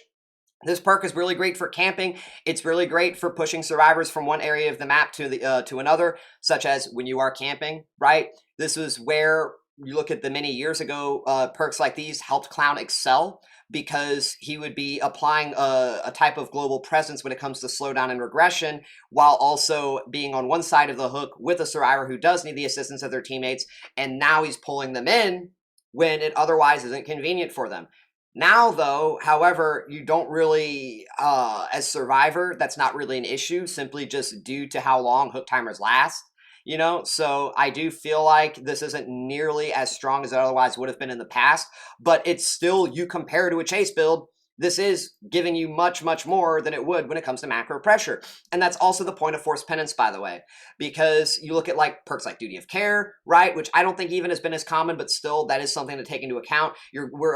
Behavior is adding a lot more anti-tunnel perks for teammates. I think we even saw something where you can like remove grunts of pain and scratch marks on pallet stuns, on blinds, you know? So having Forced Penance, what this does is that when a survivor is looking to protect their teammate from getting tunneled, you stop them from healing for 80 seconds. And this is a really, really big deal because Forced Penance only has counterplay through Vigil. If a survivor isn't using Vigil to reduce the timer on Broken, then this means that essentially for the full timer of a generator, right, 80 seconds is almost 90 seconds, a survivor cannot heal in any shape or fashion. If they have a medkit with a syringe, doesn't work. If they have inner healing, doesn't work, you know? Nothing at all is going to get their teammate to full HP. Plot twist, right? Plot twist will just take you up to injured, right? Adrenaline will give you no healing if you're injured. If you're on the ground, it'll only take you up once. You know what I mean, gang? Like, obviously, but you know what I mean. The whole point is that Forced Penance is where it helps you in macro pressure is that it discourages survivors from protecting their teammate who gets tunneled. If they do choose to attempt to protect their teammate and they don't do it properly, it creates an element of snowball. It makes it harder for their teammates to coordinate unhooks because they are locked at injured status for longer than a hook state. Did y'all notice that? Forced Penance has an 80-second duration. Hook timers last 70 seconds. And there's also the time that it takes to heal from injured to healthy after that 80 seconds. So this is actually pretty good at camping, especially if you are able to get multiple applications of Forced Penance on the enemy team right before you unhook. You could quite literally set up a situation where they just can't unhook because Forced Penance lasts longer than the time the survivor goes to hit the next stage. I also want to briefly talk about my add-on choices, as I don't think I've done that yet for these builds. In both builds, I did opt to run Cheap Gin Bottle and Sticky Soda Bottle. I do think that at the moment, this is probably universally the best add-on combo. However, Garsh Makeup Kit and Cheap Gin Bottle are going to be very, very, very similar. The only reason why I would say that Garsh Makeup Kit doesn't really hold the same candle here is because the instant activation, or not really instant, right? It's 1 second. The much faster activation on Clown's Yellow Bottle means that you're able to refresh it a lot easier. So in my opinion, when you are especially doing these dead zone chases and even just playing singular tiles, right? Having that extra 2% invigoration instead of the extra 2 seconds, that's going to do you a lot more simply because if you do need more duration, just throw another bottle. So this isn't going to be nearly as economy efficient, right? If you're finding yourself in a position in your chases where the 2% itself isn't what you need to get hits, you simply needed more bottles, then you're probably going to do better with Garsh Makeup Kit. But you don't have to run these two, is my point. These two are really great because they put Clown's Haste at 17% when you run both of them together. But, you know, you could be running this with Garsh Makeup Kit. I could have chosen as well to go Cheap Gin Bottle alongside, right? You know, if I was running low on Garsh Makeup Kit, right? This is the cheaper version of that combo and build, you know? But that is kind of what you have to work with. I personally never really messed with any of the add-ons here. I did at one point, I think, play around with either 15%, which is okay. But that is really what there is with add-ons. You still have some choices, but as I think I mentioned earlier in the previous question, not nearly as much flexibility as it was pre-PTB. And going forward now, I've got a couple of interesting and fun matches for you guys using both of these builds. And, you know, as well, we also have the post-match commentary. These matches are meant to kind of showcase for you guys how good survivors can play, as well as what it looks like when Clown utilized properly going against these survivors, what the matches look like. So, without further ado, I guess you could say I'll see y'all in a few. See you too, dude. Have a nice day at work. Alright, where do y'all think they spawn? Y'all think they spawned over on, here? Here, definitely. Well, let's start bottling ourselves over there.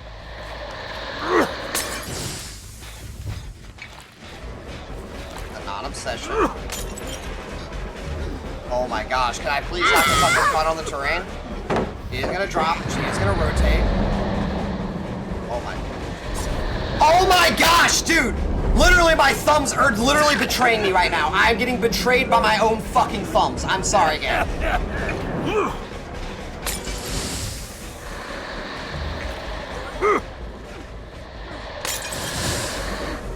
By the way, how was that for a yellow bottle refresh? That did refresh, by the way. That did refresh proper.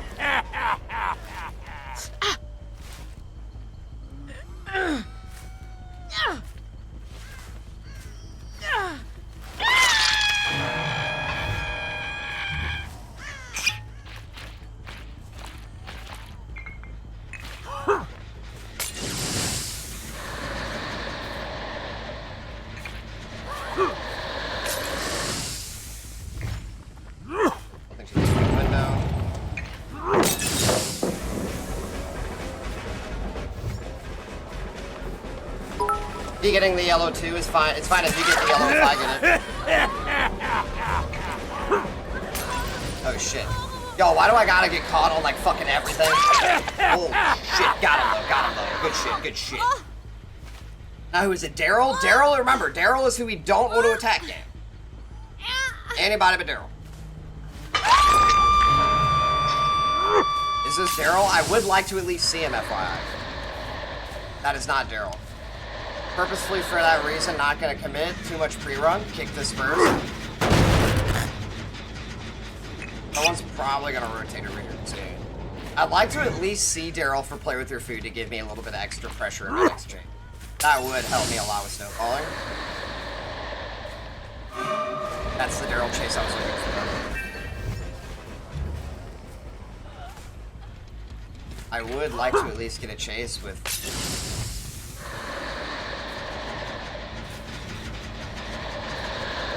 Why are scratch marks? Okay, we got her, we got her.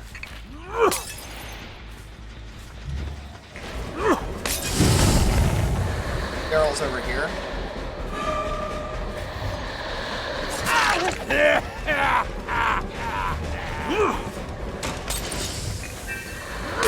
Oh my.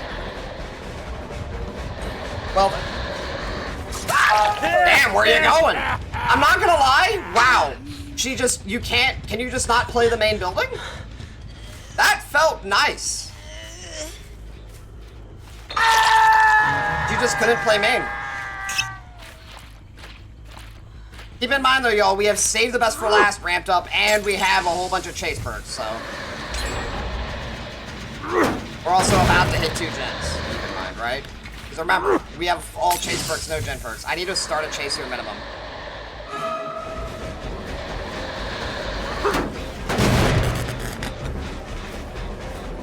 So like, just to kind of remember to balance it out, yeah.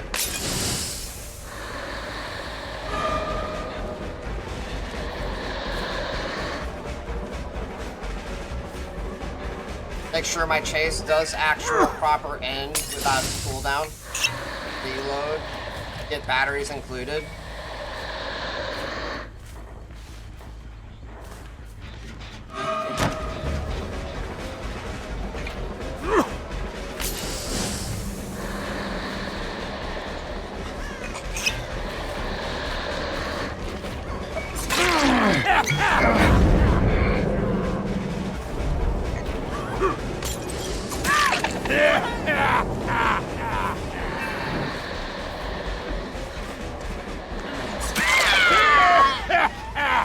Hot damn, dude.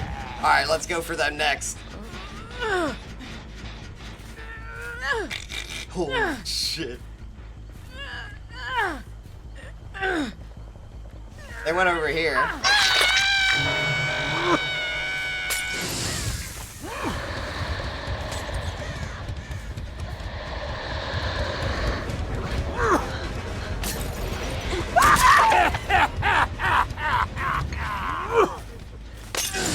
Daryl's over here, I think. I'm getting a little aggressive, I know. Okay, so that's where Daryl went. Need a hurry.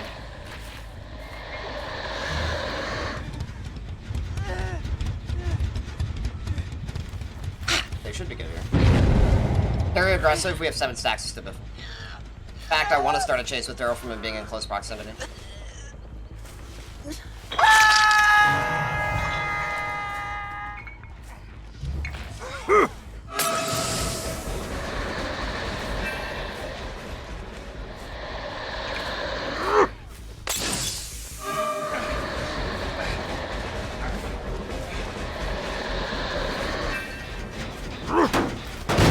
Pallets too, by the way, the time.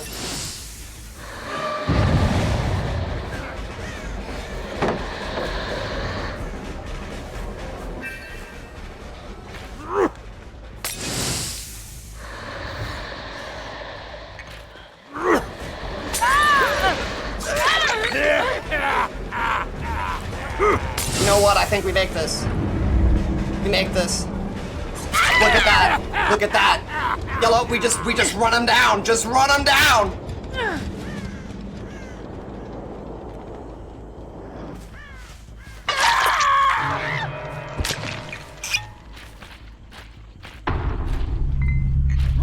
Like, damn!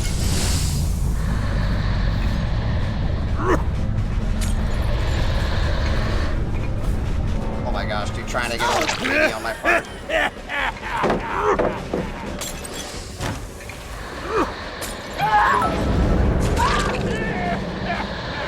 27% haste. Let's go.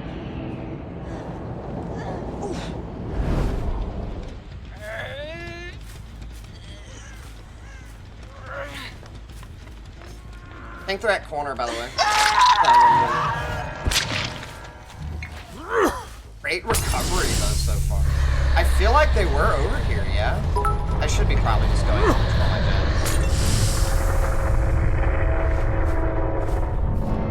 It has to be scary. Yeah, I know, right? Just with how he slides right at you. I want to check this one last gen before I consider kicking it, in case this pops in my face and I'm in position.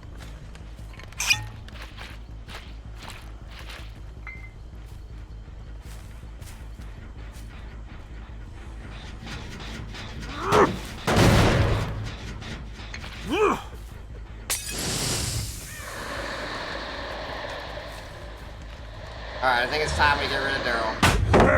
What do y'all think? Time to kill Daryl? Damn, didn't have my pink bottle out. That was the only reason I didn't commit.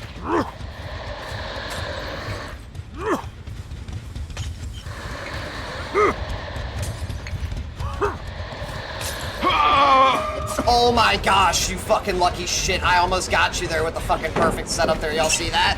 I thought he was gonna go for the window. Damn.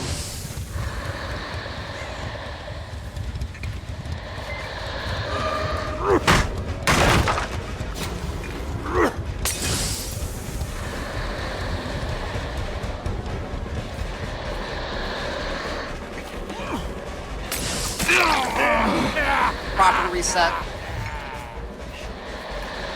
Dude, I was about to say, you are mad if you don't actually fucking, like, drop that pallet. Oh look, we're 5 more %.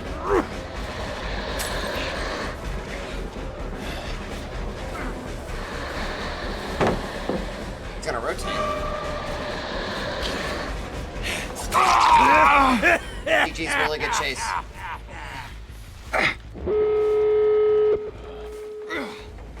Good final chase there.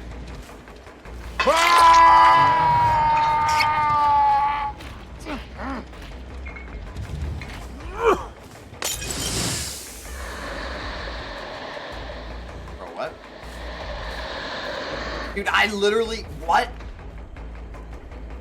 No, no, stop! Yeah,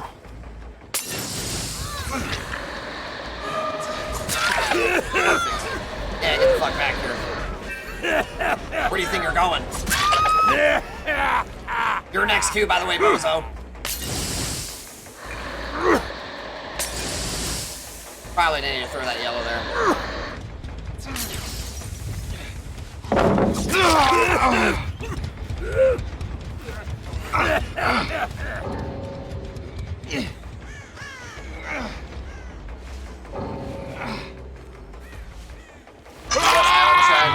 These add-ons are great. I would recommend using these add-ons. You can also replace Sticky Soda Bottle with Garsh Makeup Kit. I do think, I haven't tested it yet, but I do think either 15% is usable and possibly decent. Flask of Bleach is not. I don't think Flask of Bleach is good anymore. Garsh Makeup Kit and Solvent Jug might also be pretty decent too, right? That's another good add-on combo.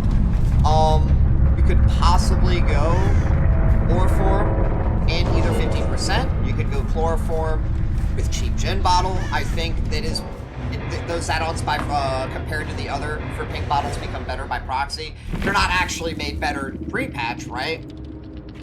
But if you are looking for pink bottle alternatives, because Flask of Bleach is just not good.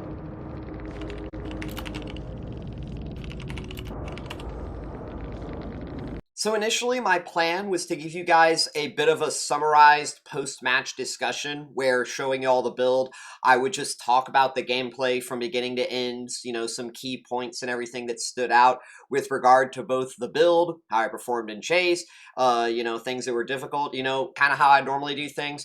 But now that I see what these survivors were bringing, and after having watched the match a few times over, right, for making this video for that purpose, I've decided instead what we're going to do is we're going to do a bit of a step-by-step analysis like I've done in my prior matches.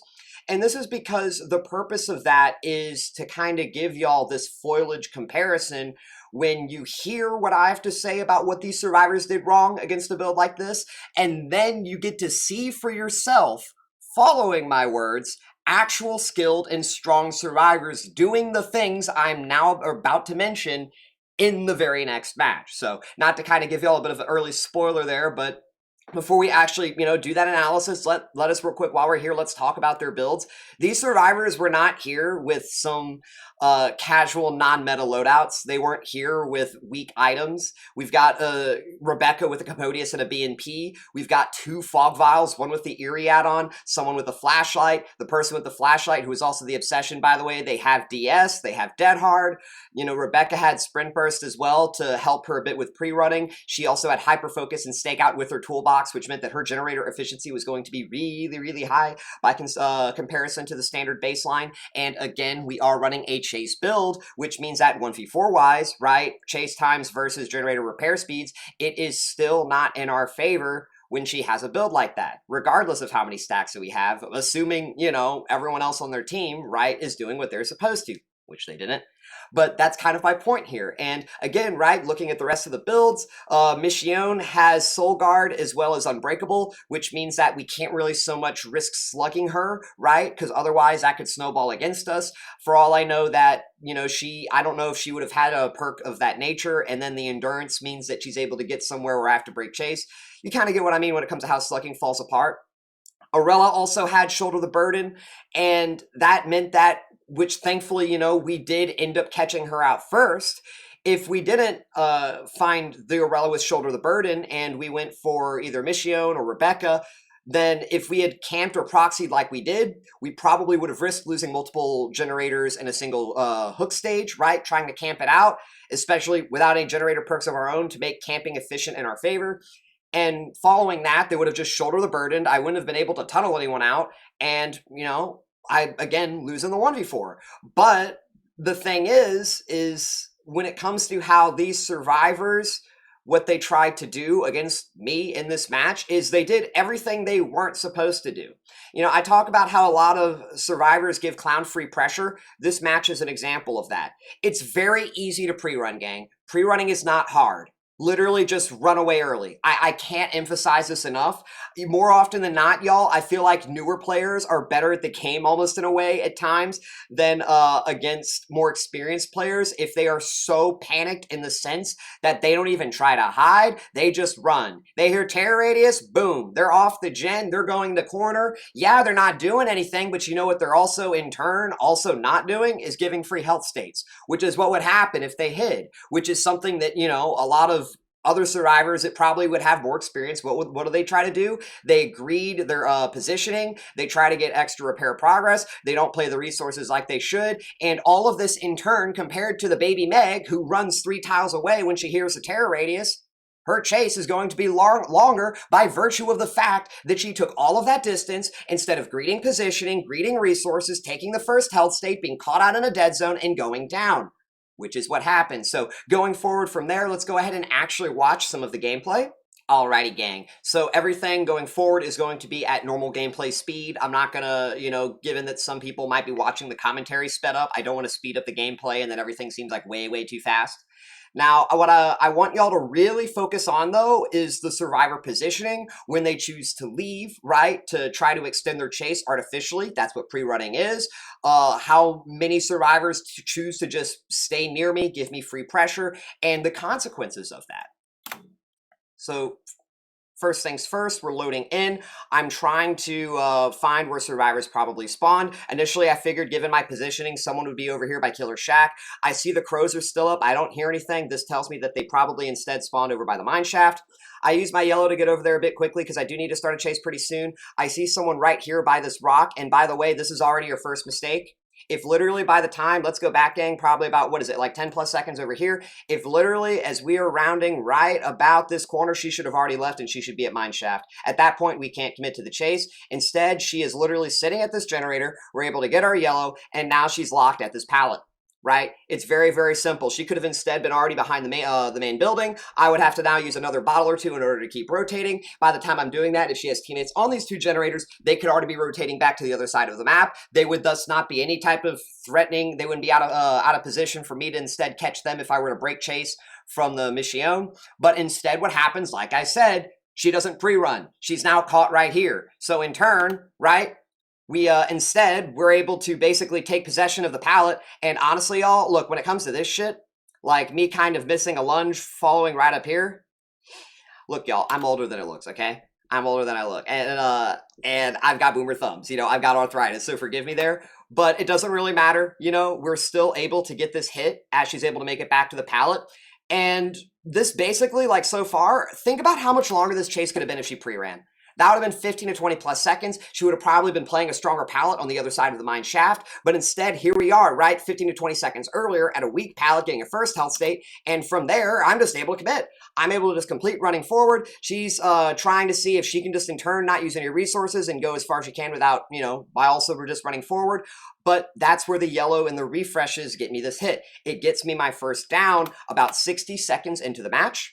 This is, you know, 30 seconds off of your standard generator time completion. But here's the thing, gang. We get our down at 60 seconds, and look how much time it takes until we start our next chase. We are already looking at about 70 seconds, 75 seconds here, and we finally see another survivor, right? But this is exactly what I talk about. Look at this. Look how far away Rebecca is compared to the Michionne. Look when we see Michionne and when we actually like start our chase with her, essentially, right? Look at this. We load in. We try to find someone, we're rotating, and we are literally, look how close we are. We are literally, she's still right there as we're right here. We are that close. And then you fast forward a bit, right? After we down Michionne, and we're now looking for the Rebecca. And look where by the time we get to the generator, we don't even see where Rebecca is. That's how far away. She did have sprint burst, yes, but she could have instead chose to sit on the generator till we got very close, used her sprint burst, been caught out in a dead zone, and then we get the tag while she's out of position at the mine shaft, and from there, we probably still get a faster down, right? Remember that currently we're at 2 stacks to save the best for last. We would have been 3 off of the injury. We would have had rapid brutality, so it very much would have been likely, especially with our yellow bottles, right, being what they are. So we're looking to get our first chase, but look how much free time that she gets from this. This simple decision to pre-run. If she was right here, if we were starting our chase like right now, then it's a difference of about 10 seconds, right? 117 is when we otherwise would have seen her. Instead, we don't see her till about 125 to 127 is when we're really like able to start going here. And that's kind of my point. She added about essentially close to 10 seconds to her chase. 10 seconds by doing nothing but leaving early. It is not difficult. Pre-running is so easy, gang, okay? So should we end up instead now 10 seconds to her chase time? We're just facilitating. This is a standard chase. She gets our yellow, but we get the yellow too, which is always worth. We're able to get the hit in a dead zone. This pushes her to a weak pallet. And this is also a mistake she could have made. She could have, especially when she saw the yellow, you run in and you pre-jet that pallet. You run in and you pre-drop that pallet. It's very, this is like not only a potential mind game, but we also, I don't think we're under the effect of the yellow later on. It was expiring. She had the speed boost and everything. You have to drop the pallet at some point here. If she dropped the pallet right now, we eat the stun. The idea that we're going to rotate long is not very likely. She should be expecting it to not be likely on her end, right? Again, consider this. If we had chosen instead to actually rotate around and she dropped the pallet with the yellow right here, she chains for free. right? We sure as hell weren't going to do that. She could have intuited that we weren't going to do that because of the bottle placement. She could have played into the bottle placement. She could have played in having possession of the pallet. She didn't. In turn, this means that we get the tag for through red stain manipulation. But even then, we have 2 downs about a minute and close to 50 seconds into the match. That is 110 seconds. Even though it says 5 generators on the screen, we now hit 4. And as usual, right, the generator counter on the screen doesn't dictate the overall generator progress. Because this generator is close to completion. This would put me at, this is 75%. That would put me at 3. It's very, very, very likely the generators on the other side of the map had progress, right? So not only is this close to 3, we're probably at what, 2.5? And this is, again, 2 minutes and 15 seconds into the match, close to about 2.5 gens. And this is with our chase times averaging anywhere from, for 2 health states, right? 60, we got, what was it, 2 hooks in just under 2 minutes? That means that we're averaging, when you consider pre-running, when you consider picking up, carrying to the hook and all that shit, we're still averaging a hook every 50 to 60 seconds. Yet almost at 2 gens, 2.5 minutes into the match. Because again, right, no corrupt intervention, no pain resonance, no dead man switch. We don't have any base kit comeback mechanics. We don't have any base kit type of slowdown the way that survivors have everything base kit when they kind of fall behind, etc. Right? So with the chase build, we are, that is kind of something we have to deal with. And going forward from there, we have our second survivor on a hook. We're looking to start our next chase. Third mistake here, right? She could have pre-ran. Where could she have gone, gang? She could have already been on the other side of the map. It's that simple. Go to the other side of the map. If anyone is going to look to cross for the unhook, they do it on the jungle gym by the corner wall. You know how there's that big, let me see if I can get an angle of it, right? It's to our right over here. This right here, right? This is where you would go for your unhook. You would literally just hug the corner of the map. That's what you would do. You wouldn't be doing what was it? Who is this over here? I think it was the Michionne. You wouldn't be doing what she's doing right here, where she's just greeting this pallet. This is just overall, you're just literally just putting yourself out of position. She could have been tagged potentially earlier, right? And this is, again, leading into another problem, right? In the same way that she could have pre-ran to the other side of the map, she's over here. We're potentially looking to get play with her food. That's all I'm doing here is getting play with her food off Daryl. And look where she is. Why is she here? This is literally what I'm talking about when I say that survivors respectfully do the dumbest shit and then they blame the killer for being overpowered. What are you doing? Again, there's a lot of casual people in DBD, but there is no justification for this. So look what happens, right? She gives me a tag in a fucking dead zone. We've got 5 stacks of Save the Best for Last. I've got Rapid Brutality. I've got batteries included active, and I'm also under my yellow. She holds forward. She doesn't drop the pallet. Not that she shouldn't even necessarily do that. But again, all she's doing is running forward, right? I'm running forward too. Guess what happens? I catch her. But you know what's so crazy? Is that, maybe, right? Maybe if I really was interested in chasing her, right? Going forward about 10 seconds here, right? Well, leading up to the unhook, I accidentally went back a little 10 extra seconds here. Maybe instead of being like right here, which isn't really doing anything, you know what I mean?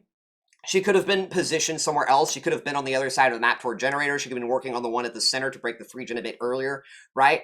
But instead, what you have in DBD is people that do this, right? They give you the tag in the dead zone. They just run forward and they end up going down against a killer who has nothing but chase in their build. They don't have anything for 1v4 pressure. Their whole kit is about having strong chase, and they even commit their full build to 4 chase perks, yet they have a chase like this, again, following a survivor getting caught out in a dead zone when they could have pre-ran, and so they go down like this, and then they go, wow, Clown is so overpowered. These buffs are crazy. Who would have thought that Clowns like Blight? Man, I don't know what I was supposed to do there. These buffs are just out of control. Clown's yellows are just next level. Who would have thought that there would be a killer as strong as Nerfs nowadays?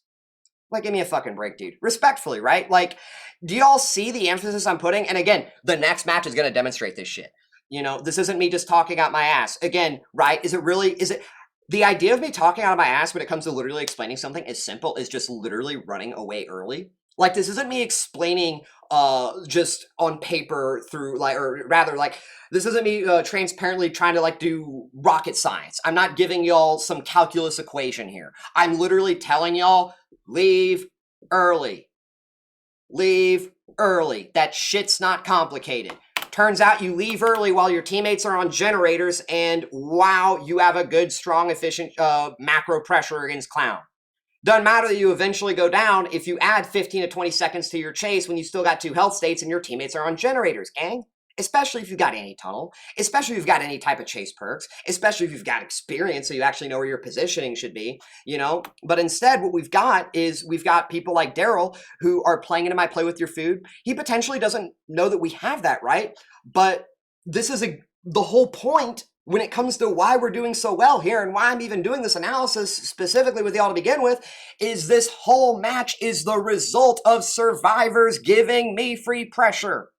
This isn't me doing anything crazy. This isn't me outsmarting or outwitting the survivors. This is literally Daryl giving me play with your food because he's positioned near me so I can initiate chase. This is him enabling me to essentially partially cut off a choke, keeping him off a generator, building up play with your food for when the unhook happens, right? How could this be stopped? Daryl could be working on the generators by Killer Shack's side, right? He could be not letting me actually initiate the chase with him, you know, but again, it's just one of those things beyond survivor understanding. So we get play with your food. I'm at 2 stacks now, by the way. Someone still isn't unhooked. I know that based on my positioning with how I was proxying toward Daryl, that they have to take this outer corner I was talking about if they do want to get any type of unhook in, unless they took a really long rotation going on the other far side of the map, which they might have potentially done at one point if they were working on a generator over there, right? But I digress. That is kind of why we're positioned where we are, why we're doing what we're doing, because I know that with how far away the survivors would otherwise be working on those generators, especially with me having my hook right here, I can't have my cake and eat it too. I got to choose where I want to apply my macro pressure. So I figured the best shot, obviously, especially with my 3 gens kind of being more closer to the side of the map, is pressure Daryl, pressure the hook, build up play with your food, capitalize off of that. So that's where we are, right? I'm at 2 stacks. Coming off cooldown play with your food, which means I can get my 3rd because, again, Daryl gives it to me, right? It's really that simple. And he's going in for the unhook, but we're going to otherwise be at 3 stacks of play with your food. Now, one thing to really keep in mind, and this is very, very important, play with your food does not come in until the chase ends, which means that if you are able to maintain the chase deliberately, you purposefully don't end the chase with the obsession, you can almost stall out gaining a stack of play with your food and thus gain better value out of it if it pushes you forward to getting it down, which is what I did against the non-obsession coming up here, right? So I've got 2 stacks of play with your food. I hit Daryl once. This puts me down to 1 stack. I'm going to be getting another stack as well when the chase ends, but I'm still at 1 stack. I hit the Michionne here. She's looking to chain over to main, but I get my stack of play with your food from Daryl, putting me back to 1, which alongside Rapid Brutality, which alongside my yellow, and I believe we don't have batteries included. That puts me at 32% haste though. 32% haste, she can't make it to anything, right? And that's kind of, again, all because the Daryl giving me that value. Daryl just being out of position. If he wanted to do anything against me macro-wise, he needed to be outside terror radius, or at least outside of initiating a chase, right? When it comes to both going for the unhook, when it comes to just really doing anything. And he didn't. So we get our hook. And this is another important thing. We're about to lead into more strategy on pre-running, gang. Time for more talks about pre-running. So I get my hook onto Michionne, and I'm looking to just start a chase. And where is she, gang? When we do get this hook, she's definitely not where she should be, you know? You could be instead, when you know I'm going here, you need to be like, the down happens right now. You need to have already been left. You need to have been left a long time ago. She doesn't get off until much, much later. And that's kind of why we're able to catch up to her at Shack. Because if she had kept moving, she could have rotated already, I think, on this side. We wouldn't have seen her scratch marks, right? The reason we were able to see her scratch marks was because she did not pre-run early enough. Be very, very clear about that. If she pre-ran sooner, we would not see scratch marks. This means I catch her at Shack. This is a momentum play and a setup. I'm expecting her not to drop. I know she either drops here, but look at how far away we are at the Killer Shack from the pallet. If she pre-drops now, I can swing around from the outside. What's that going to do? It's going to push her back into Killer Shack. It's going to keep her locked in on this side of the map. I can then kick the pallet. I can then remove that resource, and then I can take her down before she gets anywhere else. But if she doesn't drop the pallet, and I anticipate she's not going to drop the pallet, which is what I do here, I can then follow up on that, right? I decide not to use a yellow simply because I didn't want to throw a yellow while she was in possession of the Killer Shack pallet, and that have her react to be throwing the yellow, drop the pallet, get the yellow, chain to the other side of the map. So that's why I have out my pink. That's why I throw the pink here.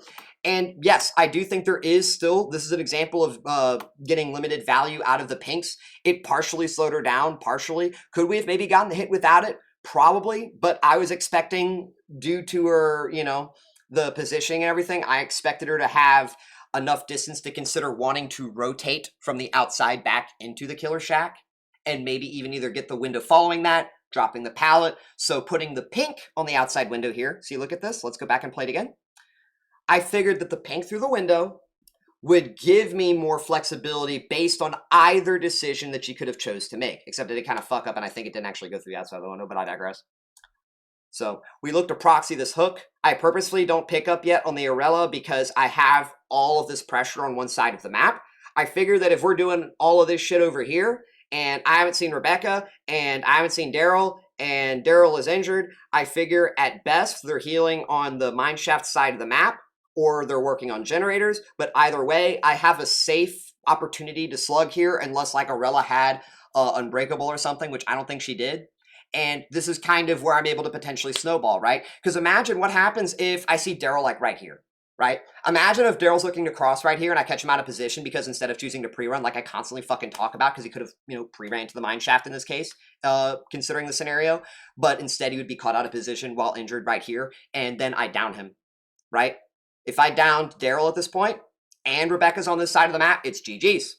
That is now slug win con, with assuming Orela or Daryl don't have any type of anti-slug, because I just need to down Rebecca, I then need to hook Rebecca, and everyone's dead.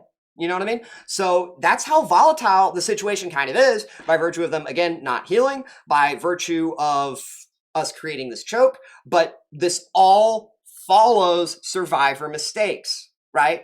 Because they're not pre-running early enough.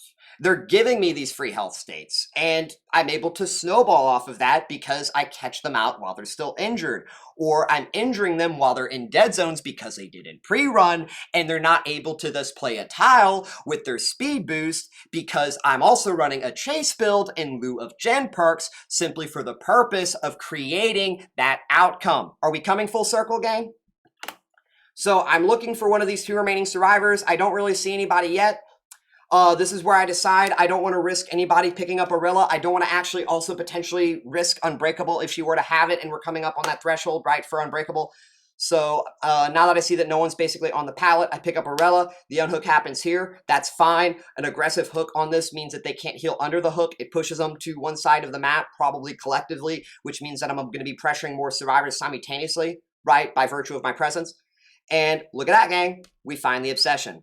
So I don't want to actually chase the obsession because I can chase a non-obsession and I'm still gaining a stack of play with your food. I'm just looking for somebody though, and look at that. I find Daryl again. So what do I do again? Right? I start the chase again. I wait off my cooldown. I get a second stack of play with their food. I kick a generator. So that way, if I'm going to be pushing from Daryl back into these other survivors now, right? Look at this. Someone's likely not going to be repairing this generator for quite a bit, because I've got someone on a hook. I've got Daryl right here, and I've got one of two survivors who are likely going to be looking to coordinate or do something for this person on the hook, especially with how much pressure we've got. So I now look to just, again, start my third chase with Daryl. Do you see how play with the food is coming close to being off cooldown? I get my third stack of play with their food, and I'm now looking to pressure the survivors who just got this unhook off. And what do y'all think they did wrong again? They didn't pre-run.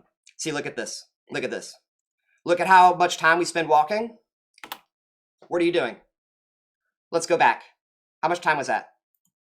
When was the unhook here? Unhook was... Excuse me, gang. Unhook takes place at about, right now, at 5:59. So literally, y'all, 5:59, we are, it takes us literally from the unhook. We are about 10 seconds, 11 seconds, Like literally 11 seconds. At 4 meters per second, they could have literally made 40 meters of distance. They could have gone far enough collectively to heal where I would have been out of sight and out of mind. It would have been not worth my time for me to be going looking for a needle and a haystack just to find these 2 survivors, right? But instead, they sit under the hook. And look at that, gang. I've got 3 stacks of play with their food. I had batteries included at one point. I've got my yellow bottle active. And do y'all see that number in the corner? 37% haste. Wow, Clown is so busted. He's so overpowered. We don't pre-run. We sit in a dead zone under the hook. We try to heal for free. And man, look at that. With his 7 stacks of save the best for last and 3 stacks of play with their food and batteries included and rapid brutality, he's just running me down. It's like I can't do anything. This killer's so broken. Give me a break, dude. Like, I'm not trying to condescend, gang, but it's literally, I'm spelling it out, man. Like, there's, like, dude, give me a break. Like, and oh, look at that. We get our kill. And what happens here? Y'all saw we had our hook, what was it, 2 to 3 seconds ago? 2 to 3 seconds ago, right? Where do we see here? Right here. Dude, she had 4 to 5 seconds. That's 20 plus meters. She'd be at mine shaft by now. What are you doing?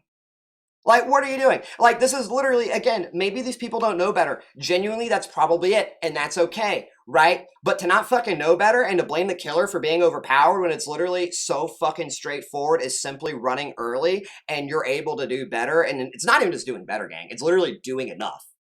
It's doing enough when your teammates are working on gens to get to do what you need to do, especially 1v4 pressure-wise, because Clown, with a build like this, doesn't have any generator perks. He doesn't have any base kit comeback mechanics like survivors do, both with the anti-camp meter, with the 10 extra seconds added to the hook timers, with the self-unhook, right? You know, all of that shit under the sun. So that's kind of my point here. You know what I mean? You've got everything so easy for you, you choose not to do it, and then you blame the fucking killer for being overpowered. It's fucking wild. So we start our chase with here, and look at this, gang. Look at this shit. I had 1.22% haste. I get my tag literally in the dead zone. And what happens here? She drops the pallet. And we, because of that, she loses distance. She probably could have vaulted the window earlier, but she probably thought she needed to drop the pallet. I don't necessarily fully blame her for that. But that with the pink and the yellow means we force the medium vault. We get the hit because of that, which, by the way, it was pretty cool how we orchestrated that using both bottles together. And wow, fast chase. But man, Clown's so overpowered. Could have pre-ran 4 to 5 seconds ago, chose not to, and so he tags me in a dead zone. I can't make most out of my distance. Clearly, the killer's the problem. Sorry, gang. Like, it's really, really, you know what I mean?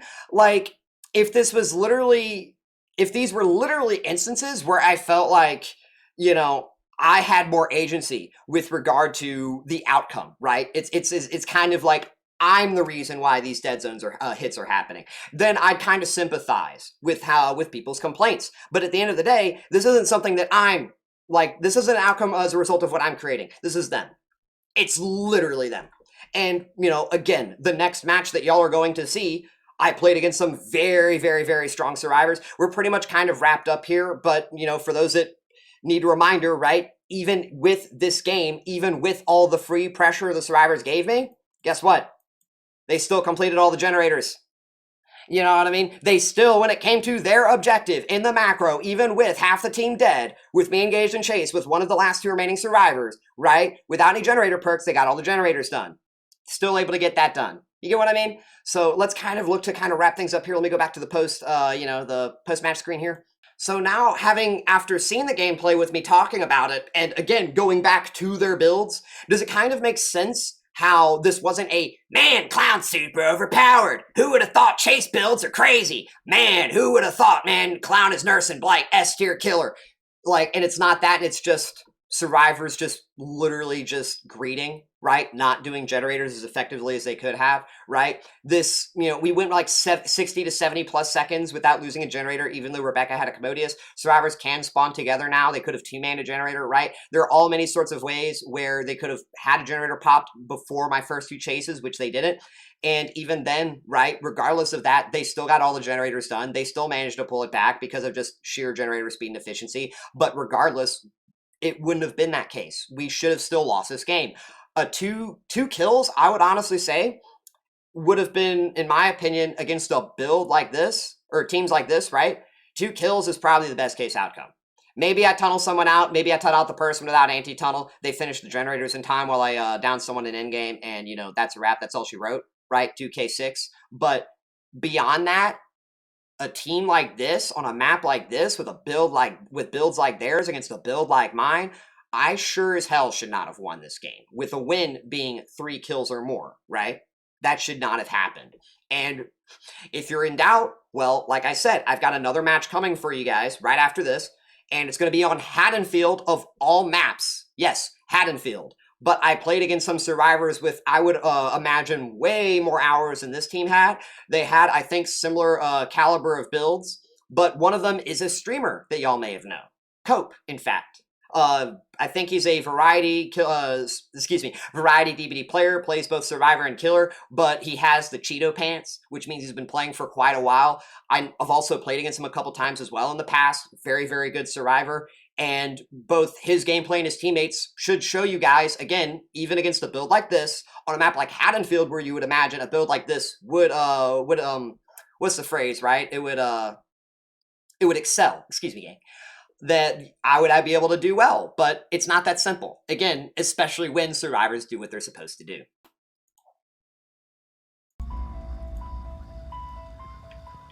Alright, let's see what we can do. Of course, he's the obsession. That means we get to farm him, y'all. Means we get to farm him for play with the 3 stacks, you know?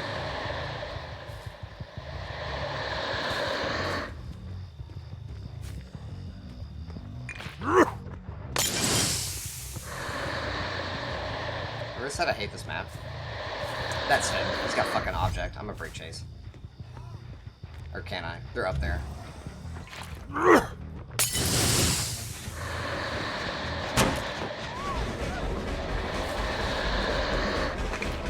Good balance landing. Holy shit.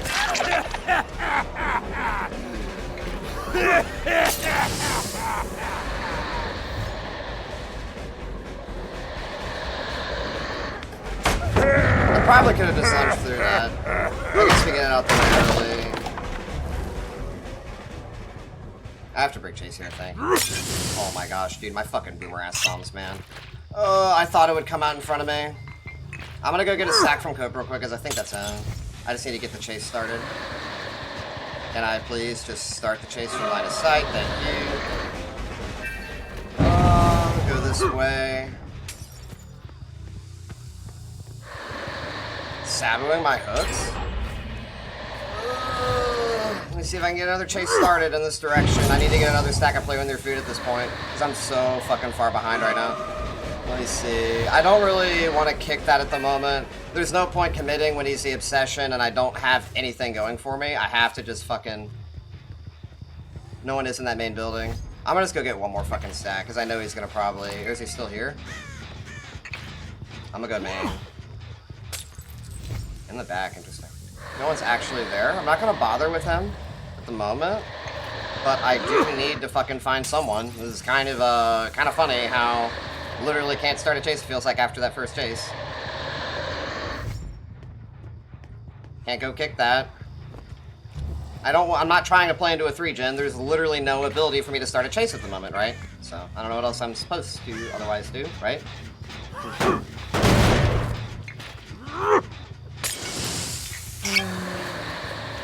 Crazy. And people wonder why Clown can't in tunnels, though. Like, I'm just saying, dude, right? Like, y'all see how I literally can't do... Like, it's literally like I can't just start a chase with anybody. I'm literally just getting held pre-ran distance, right?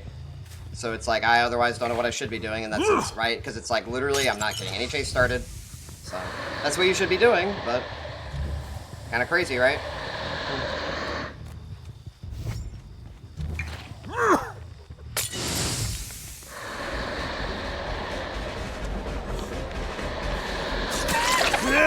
Second health state, finally!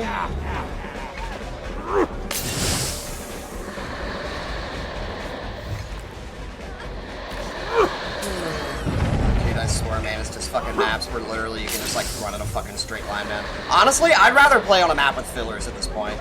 I'm not even kidding, I'd rather play a map with fucking fillers.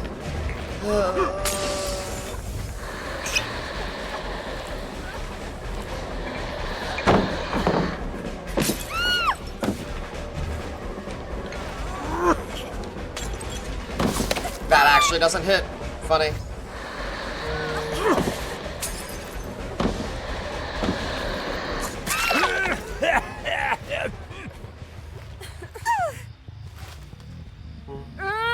Well, we're gonna be basically getting all of our gens done with probably only 2 hooks, I guess. Crazy. I mean, it was because our first chase, they had a pallet which blocked a hallway, right? Nothing you can really do about that, so. There's no counterplay to a pallet which blocks a hallway, so. Can't really commit to that chase.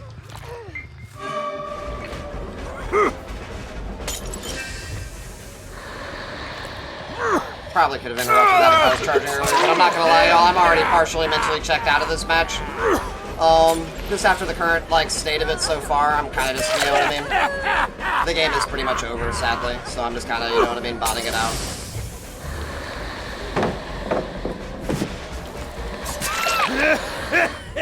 Probably going to have DS, so I'm gonna go ahead and reload, and then pink at the ground, which isn't really gonna do much at all after the changes, but...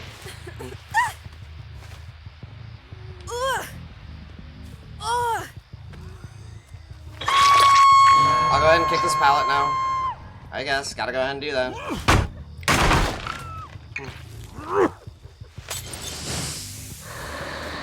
Another pallet which almost blocks a hallway in a sense. No real point going up to kick this. I really should be proxying the hook, but whatever.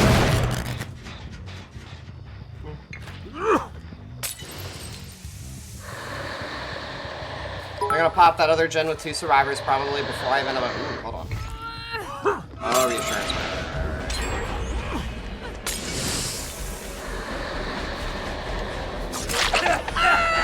I'm not gonna bother committing, it's not worth my time. Yeah, reassurance especially makes it GG's, but it is what it is, gang. I mean, that's just DVD in 2025.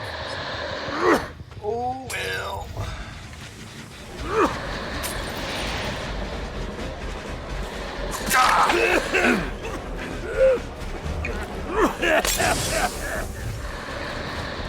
We're just comp cornering, fucking wild, dude. Man. That's so crazy, man. Dude's got a whole main building, everything to work with. Whatever. Crazy, dude.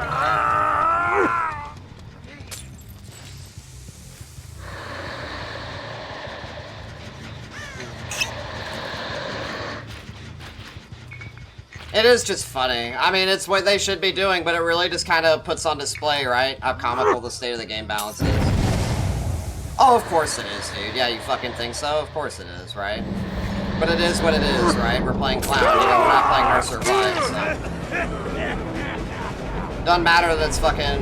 that it's Haddonfield if they literally just pop 2 gens first chase because they take advantage of the fact that they're a pallet should block hallways, right? I don't have any ramp, I don't have anything going for me. There's a guaranteed spawn on a pallet which blocks a hallway, so GG's. They did win fair and square, I guess, but stated DVD, you know? Is what it is.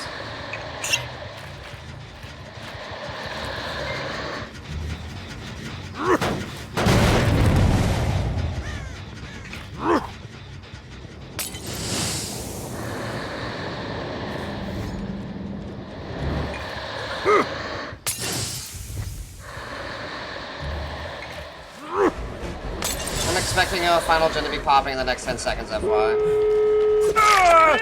Is what it is, gang. Oh well. Ooh. 1 pallet wins the whole match. Oh, fucking course. Yeah. Killer's got nothing at base kit to stall things out. I've got no gen perks. I don't got any base kit comeback mechanics. They even had someone who brought reassurance, right? Abso-fucking-lutely you just lose the game because of 1 pallet. Yeah, I know. Crazy shit though, right? Y'all see how exit gates get open so quickly, right? You know what I mean? Like, it's just a state of DBD, you know? But it is what it is, right? It's so survivors don't DC at 5 gens. You know? We've already had that happen a few times today post-change. Oh, well.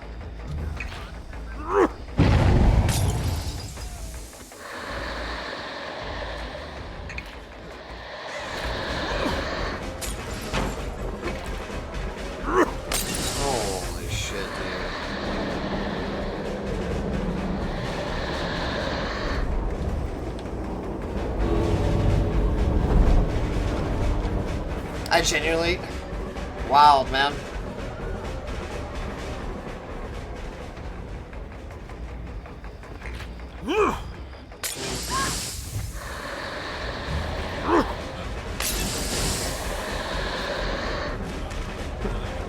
They left, okay. That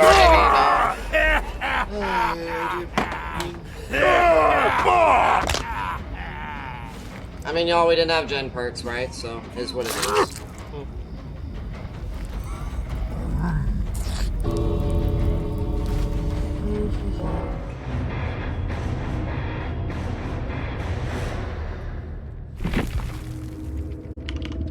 Yeah, you see the fucking builds. So. Oh, is what it is. So it turns out I was actually mistaken. The survivors did not have, I would say, as strong of loadouts as the team beforehand. They, you know, didn't have Commodiuses in their BNP, or BNPs in their Commodiuses, I mean to say. They didn't have any syringes or styptics, right? Just a couple of gray items. Cope didn't even bring an item at all. An eerie fog vial was the best that they had, but they still had a second fog vial, which I do want y'all to keep in mind.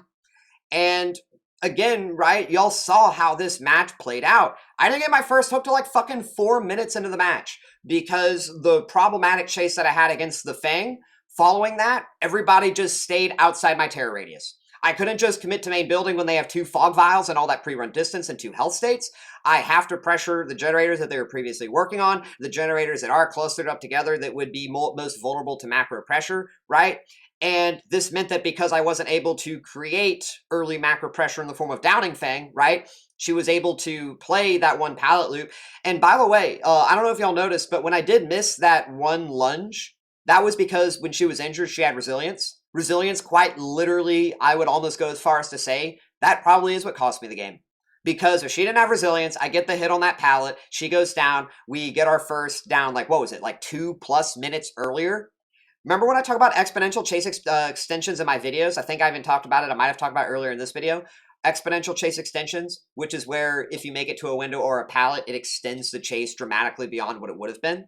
Yeah, this one vault, because of resilience, got her 2 minutes.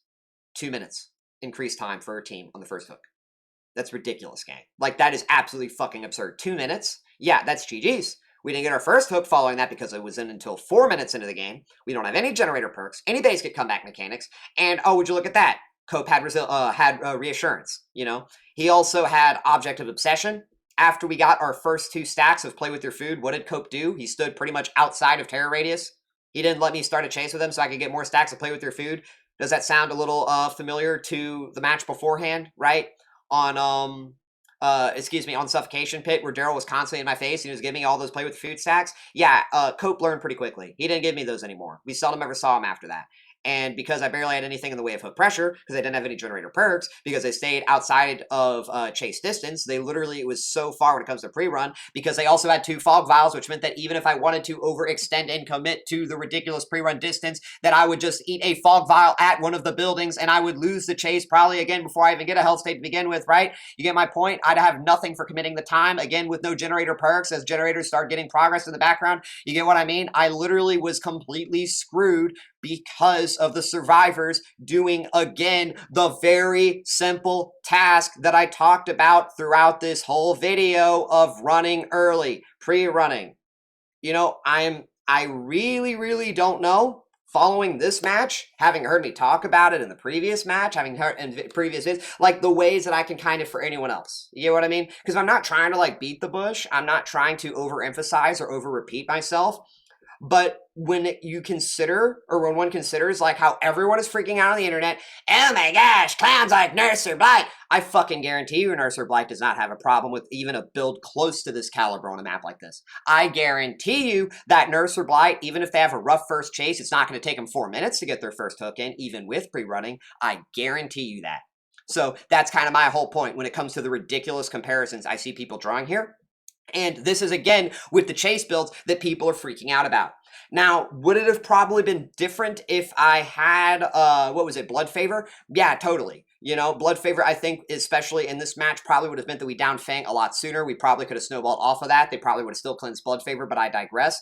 But, you know, that is a hindsight thing. You look at just me wanting to have fun, run a haste build, kind of like what I've got here. Well, you see what happens following that when you go against a strong team. And again, their builds could have been way stronger. You know, no Commodiuses, no BNPs, no syringes, no styptics. I don't even necessarily know if they were in comms. They may have been. I think this was a Swift just based on how they played. The fact that Rick went and fucking comp cornered me on Haddonfield, who does that shit? You know what I mean? It was the right play, but who the hell does that? You get what I mean? Like, this was a very, very strong team who absolutely knew what they were supposed to do against Clown. And thankfully they did, because it allowed me to put it on display for you guys so that you guys can not just hear me yap about it. You can see for yourself, wow, it's that easy, right? Turns out that literally just pressing the W key a few seconds sooner accomplishes a shit ton. But that was basically the second match there. I really could do the step-by-step analysis like with the first match. I was thinking about it before I started talking, but let's be honest, gang, we all kind of know what happened there. I mean, I even fully perfectly described it. You know, we had a problematic first chase, and because the Survivor had really strong pathing to a pallet with zero counterplay, you know, it does block the hallway, and as a result of that, they just stayed outside of pre-run distance, so I couldn't start a chase, and then that was all she wrote. You know, at the end of the day, that was all she wrote. Because even again, when I did get some form of hook pressure, here comes Cope in with the reassurance. GG's. You know, it's fucking GG's. I wasn't able to ramp up my save the best for last because I couldn't start any chases with anybody. I wasn't able to get any more stacks of play with your food because of the fact that after 2 stacks, Cope stayed out of distance. There was literally nothing I had going for me. Even though Clown is supposed to be Nerfs and Blight. He's not. You know, crazy. The next 2 matches for y'all are going to be with a completely different type of build, meta builds. As I talked about, I think, earlier before the first match, it is going to be, you know, Corrupt Intervention, Dead Man Switch, Pain Resonance, etc. And we're going to be focused a lot more on playing a lot sweatier, right, compared to this, because with a build like, you know, with chase builds, you kind of more are. It does play a little bit differently in a way. Man, that's a shame. What a good song. All right, let's get a game. Dude, that song brings me back, y'all. I first heard that song like 15 years ago. Has it been 15 years? Oh gosh, yeah. Maybe even 16, 17. Oh gosh, long fucking time.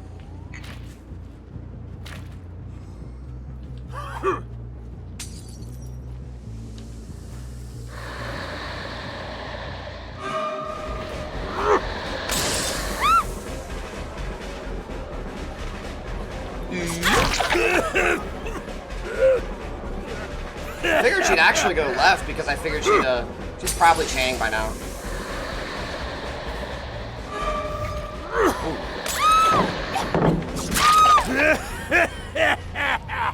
And for the newer people kind of coming in, why don't you actually look at survivors when you're like doing these like spins into the lunges, etc., etc. The reason for that is because I'm not actually planning on what's it called? I'm not planning on looking at them to determine whether or not they drop the pallet. My decision to rotate and then into the lunge, especially, or even commit to the lunge, is purely based on whether or not I hear them drop the pallet. Why am I relying on my ears versus my eyes? Because quite literally, you can Google this shit, the way the brain sends signals, it sends signals faster from your ears than it does your eyes. So that quite literally means, right, listening for a pallet drop versus looking for it, I'm going to be able to react to it soon, faster for a lunge.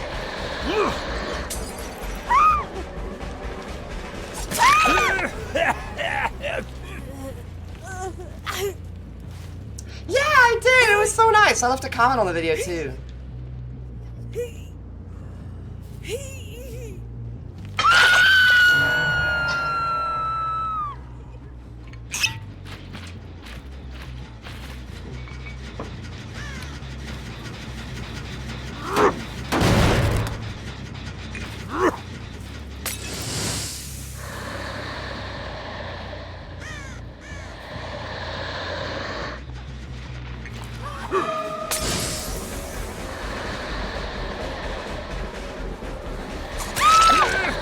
Wait, was she exposed from dramaturgy?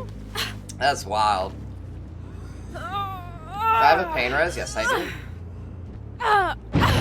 I I should probably be tunneling a bit more. I literally, y'all, should be playing sweatier, but I got distracted just kind of chatting with y'all. Just got to think about other shit.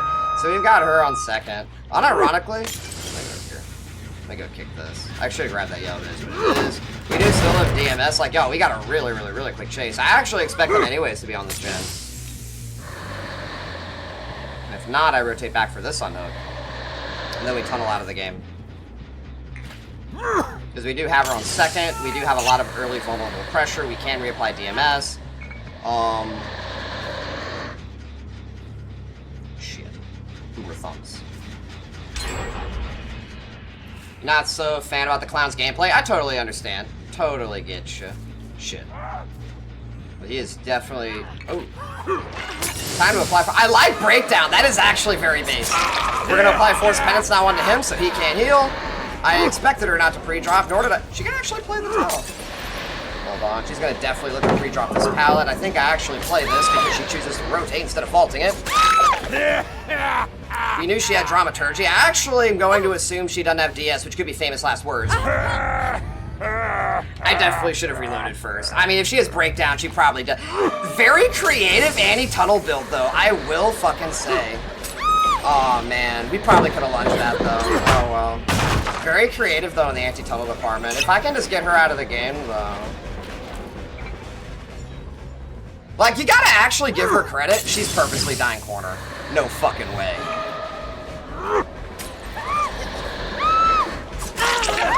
Honestly, dude, I may actually purposefully commit to Meg, purposely because she is dying in corner. And I know I could commit to the other hook, but David is injured. Ooh, can I get this? Or not, because I stuttered. Perfect, we get that. Is this a pain res, potentially? 1, 2, 3. Can't remember who I hooked. They do heal her. Very creative, though, I will say. And yeah, she was running to die corner, so even if I did hook her, I probably maybe could have actually just carried to the Scourge hook, but a little risky. Can I identify her, though? If not, I'm gonna try to see if I can pressure certain people to draw her out. You're definitely salvaging now. That was DMS, which tells me that someone's coming from that angle. Yeah.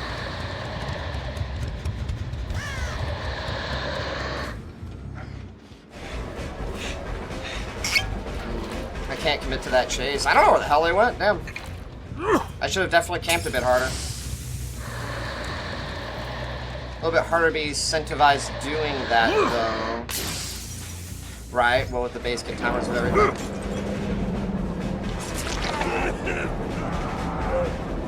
Honestly, dude, I can't commit to this chase. I really can't. Probably it would be in a way for a pain res, but I'd rather go for this Yui.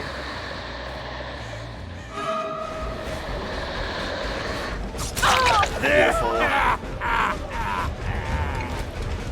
Did she? She did drop Pallet. I am certain about that.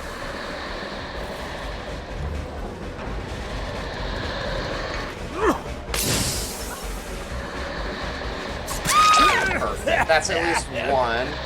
I need to hurry, though.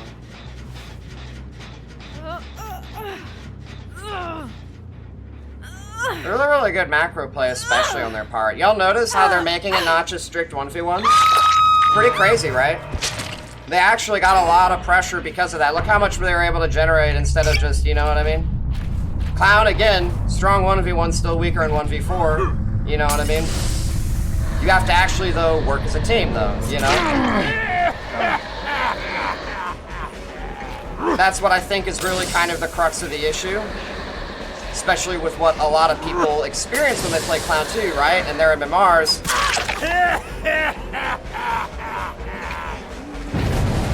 1, 2. I'm gonna go for David because I know David's on this gen.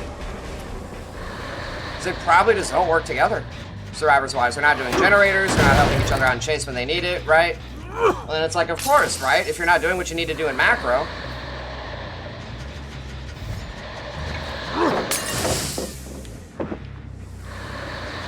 He actually does, okay. Live, I think. Smart. He's gonna vault into it? No, he doesn't. He's gonna just lead. No? Okay. Take that. I think we might have time for this, even with 2 survivors on a gen, but we do have to hurry. I accidentally let go of the fucking controller. Okay, let's go. Holy shit, the FOV in this game is so fucking dog shit, and I was also waiting off that hard. Yeah, dude. We need to get a pain res, by the way. Where is perfect? I like how waiting out dead hard opens you up to the dumbest of bullshit. I thought we might have hooked him with it yet. I couldn't remember though. Later today. All right, so. Oh, this is actually great. Dead hard, no. Okay. Honestly, I might just slug here. If I can identify meh, we win the game.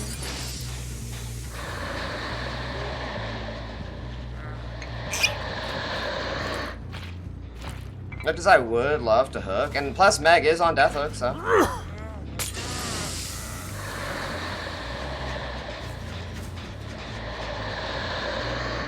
Why is it so much harder, I feel like, to see nowadays, though?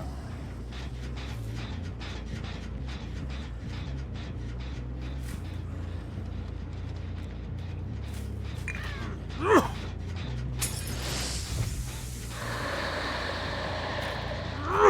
need to get at least some regression going back to get this to 0.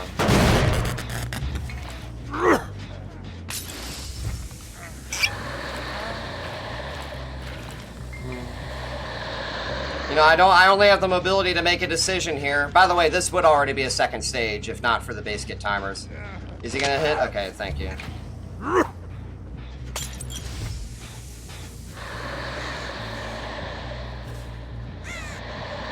This is regressing as well. Perfect. Let me go rotate.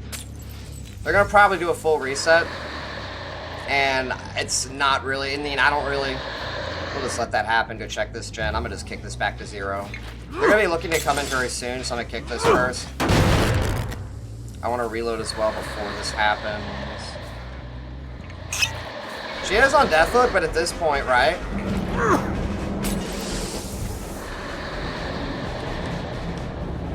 It's crazy that I essentially have to enable anti-camp because of the fog vial.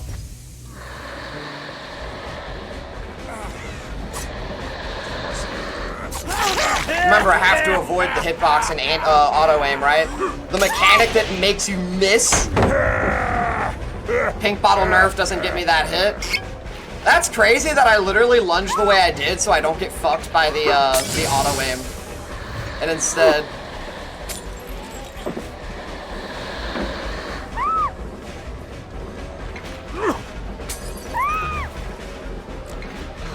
These pinks are so awful now.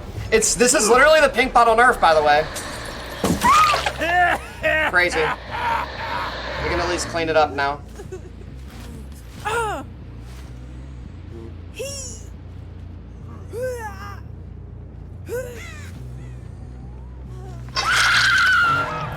Really, really good team. They are playing well. Unironically, you know what I mean? Like, these aren't, you know, when you actually do work together and you do play well.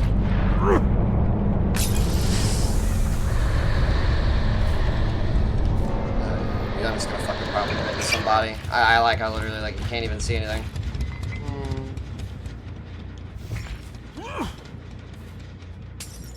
Got him.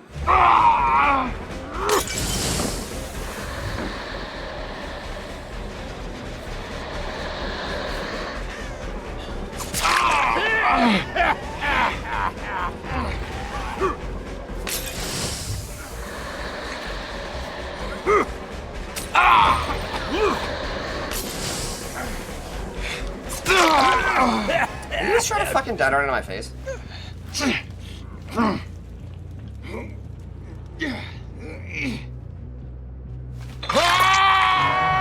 A lot easier to see through. Oh my gosh, don't tell me I have to do that. Is that the meta thing to just lower graphics? That's actually kind of funny.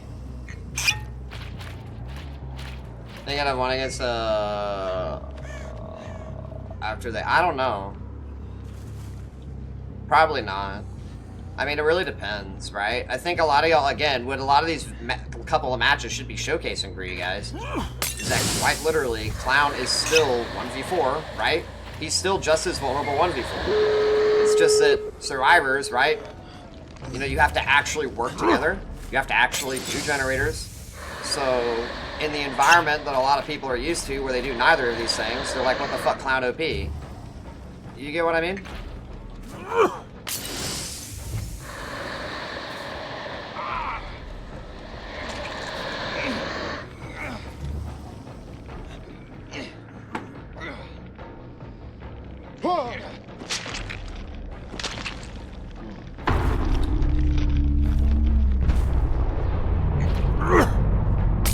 If we're talking people with no restrictions or anything, because that's the thing, what does kind of amuse me, the one probably biggest amusement thing when it comes to me and like they did play well. Go on, dude, go on. Is that when you look at all of the heavy restrictions that are like take place in organized DBD, like people are like, no dude, Clown is so good in comp, etc. It's like, yeah man, when you remove anti-camp, when you remove, and the survivors can't do this, and they can't bring exhaustions, and Clown is forced to play on a decent, a good map for him, he's a good killer. You know what I mean? It's like, no dude, y'all played very well. Close game.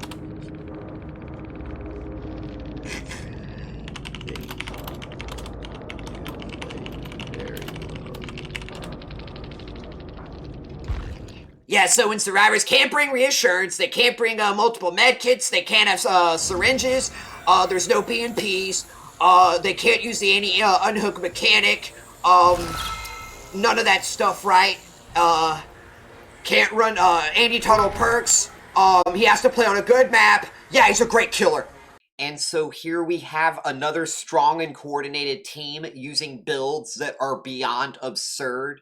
3 vigils, 3 survivors with anti-tunnel, basically meaning I only have one shot of finding a survivor I could take out of the match quickly, assuming the opportunity were to have presented itself for me to swing any type of significant macro pressure, because despite me having good chases, even on a map like this compared to Erie, right, Dead Sands, in my opinion, is a bit easier to manage and chase for Clown, these survivors were very gen efficient. They had one survivor with the Anniversary Toolbox, which is on the same par as Commodious, but they didn't have a BNP. One of their teammates did not have any items at all, but the others, they had medkits with syringes. So all of their generator repair progress for 3 of those survivors, right, it was standard repair speed. There wasn't anything making it faster. So I really kind of want y'all to take that into account when you consider that, unlike the other matches with my previous builds, in this match I had Corrupt Intervention, Dead Man Switch, and Pain Resonance. By the time that we had one generator remaining, we were at about 6.5 minutes into the match, and I had probably about 5 to 6 hooks at that point. So on average, it was something like 70-ish seconds per hook state when you again factor in everything from pre-running to health states, cleaning the weapon, picking up, carrying to the hook, starting the next chase, like all of that, being able to consistently manage a hook every like 70 seconds or so, yet still almost losing all of my generators, right, within 5 to 6 minutes with generator perks. That should really showcase and put on display how Clown, yes, is not as strong in the 1v4 as people think. He sure as hell ain't like Nurse and Blight, as some people like to humorously compare him to. Nurse and Blight, they have macro pressure that Clown very much does lack, and it's as simple as pre-running, sitting on generators. You don't need toolboxes, things of that nature. And another thing too I want to point out, right? Talking about the survivor builds, again, I did mention they all had anti-tunnel, but they were taking body blocks. Even though I had forced Penance, by virtue of taking those body blocks, it allowed the Yui to make the most out of her anti-tunnel. And again, when you also consider that her anti-tunnel wasn't just DS, she also had breakdown. She used her DS to loop all the way back to the very same corner where the hook would have been sabotaged for like probably another 2 minutes by that point. That was a big reason as to why I also did choose breaking chase from Yui and going for someone else. So really think about the caliber of the survivors, right, that you're seeing here in my matches and how they're working together to counter me. Because this is, again, what I really try to drive home when it comes to why I feel like people have this completely different perception about Clown's strength. I really do think that you got a lot of these people, they probably are at really low shared killer MMR, playing their Clown against people that don't do the things they're supposed to do, probably not running good builds, probably on a map that is also probably, I would say, more favorable. And they're like, man, Clown is Nurse and Blight. Well, I sure as hell didn't feel like Nurse and Blight, even though I was using my yellow and my pink bottles together and engineering hits around pre-drop pallets almost akin and similar to pre-PTB, with the advantage and the benefit of having the faster activation time for catching up to survivors in dead zones. Yet, even with a 70-ish or so second hook average, right, I still fell down to 1 generator remaining at 6.5 minutes. I had about, what was it, 6 hooks or so, but still, again, 6.5 minutes, 1 generator left. So it very much could have been that with those 3 survivors left, whoever I'm chasing, the other 2 just need to stick on a generator together. The person who was in chase just the opposite agreed. You want to play safe. You want to drop every pallet. And as a result of that, I'm just screwed. The exit gates take 16 seconds to open. You can let your teammate die, and you get a 2-man out at worst case scenario in the event that, that happens, right? Or best case scenario, you just 2-man save if the hook is near an exit gate, And that's just really kind of all she really wrote there, I don't have Save the Best for Last and Rapid Brutality, so it's not like if I am going to be doing any type of hook camping, that I'm going to be able to catch up to them as they were to just body block and go for the exit gate. So really, really think about all of that I was just talking about with regard to macro and being in this in-game position following their generator efficiency. Because 6.5 minutes, 4 generators done against Corrupt Intervention, Deadman Switch, Pain Resonance. So really just wanted to kind of make that clear here, because maybe if these survivors did not have the items or the builds that they did, maybe if they played worse gang, who knows? Maybe I would have felt as overpowered as some other people feel. But in my matches, I more often than not go against good survivors, running strong builds. I'm probably, I think, by virtue of my MMR being sent to less favorable maps, I do think that's part of the MMR system, which is another topic. I digress. The point being, though, is my matches are not as easy as some people would probably think, based on their own experiences. Like, wow, my clown matches are crazy. I bet Add-ons are also going to be even more crazier. They're not really, gang. In some instances, my matches feel very similar in 1v4 strength to Pre-PTB, which I already did talk about earlier. And what I've got for y'all now is one more match using a meta build. This one on, I would say, a worse map, but a map that is slightly better for Clown following the post-PTB changes, because Clown normally does struggle on these indoor maps with these jagged hallways. We're not talking about RPD, though. We're talking about Learys. I really hate Learys, but I will say, even without chase perks, being able to just throw the yellow much closer to you as you just kind of maintain your momentum, it did make some of my chases faster than I know they would have been pre-PTB, so that is really good. But, we'll talk about more of that stuff after the next match. Why do they gotta be Learys, man? But then again, maybe Clown is better suited for Learys compared to before. I really don't know. Alright, probably this way if I had to standard. Then again, maybe this way. Yep. The nice thing about this build, especially, is that I don't care who I chase.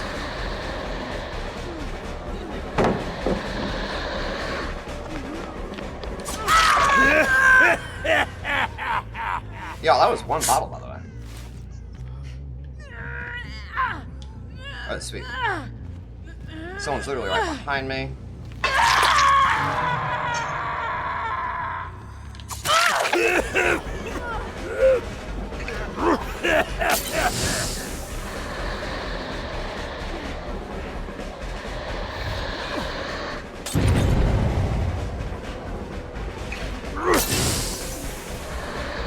Oh, she actually has a doorway.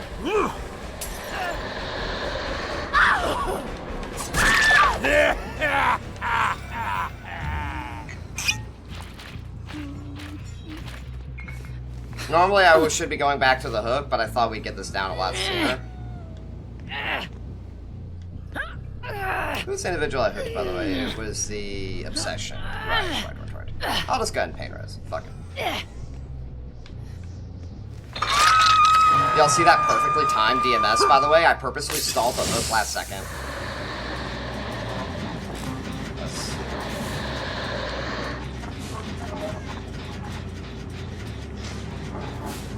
Interesting. I'm gonna go ahead and kick this.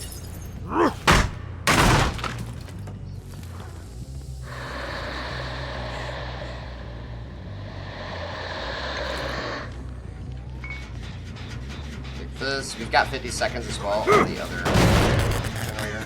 I'm gonna probably tunnel this person especially. I'm gonna try to be nearby for that.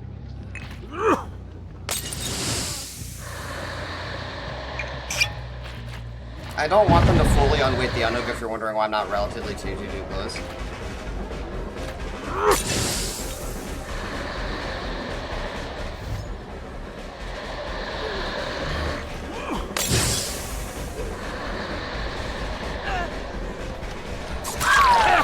Clown is so much better at this, by the way.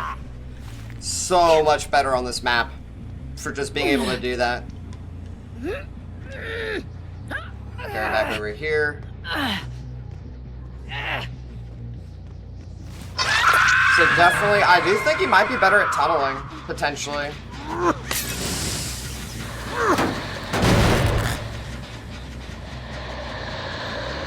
Yeah, I don't know, gang, about some of the things. I don't take credit. I just assume that the developers are open to feedback. Sorry, by the way, too, another thing, sometimes not the best at reading chat, Big Matt. I'm trying to focus and stuff. Alright, let's see. I'm gonna rotate back around this way. This generator is still blocked by DMS. Please, body block. Thank you. Better drop that pallet, baby girl.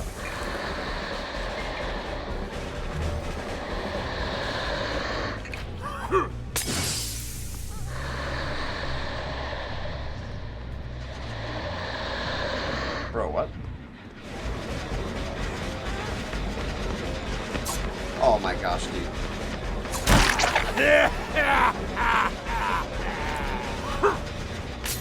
I'm not gonna bother kicking, just rotate. I was hoping, FYI, to get Force Penance on her, but this is fine. Force Penance onto her. You know what? She's actually... I'm gonna go for her too at the moment. Any more bottles though? Oh, of course, that art. Man, I may have to start looking at running running genetic limits on my builds, man. It's fine though.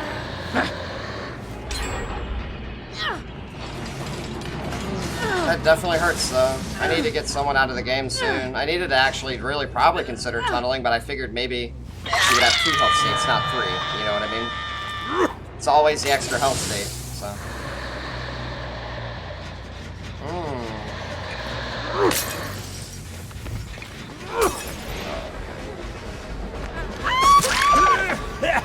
Thankfully, we get made up with the 1 health state chase here.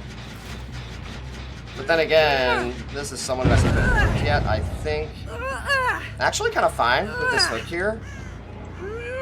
Because we will apply Force Penance if they body block. If not, it is an aggressive start to our next chase. We know she does have a 3rd health state. So I'm gonna just go ahead and get this tag for pressure. Go check generators. This is actually who I want right now. And I didn't get my yellow. Fucking lovely, dude.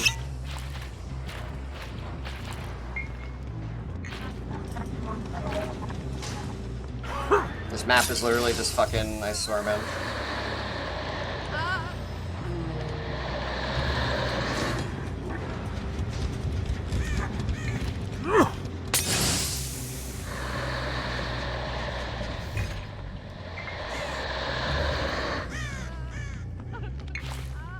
The 10-second hook timers are really lovely, man.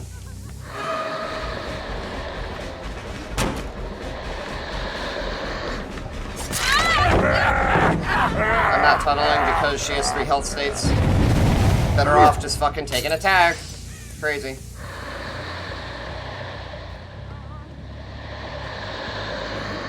At least we know she doesn't.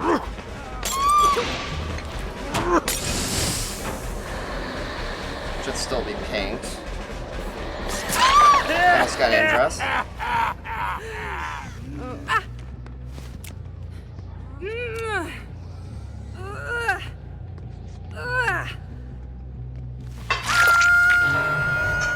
I don't really want to end up with this many hooks without a kill, but you know, we had to fucking break chase because earlier with the 3rd health state and all that other shit, so. Would normally have had a kill either on someone else, if not that. But that's at least, what, 2 dead arts, I think?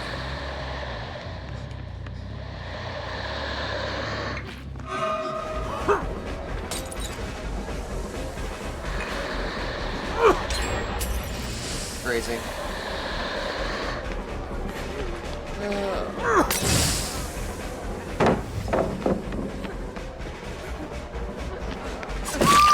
I don't know, gang. Maybe Clown's just super OP, right? That's what it is, clearly, right? Clown is just super OP.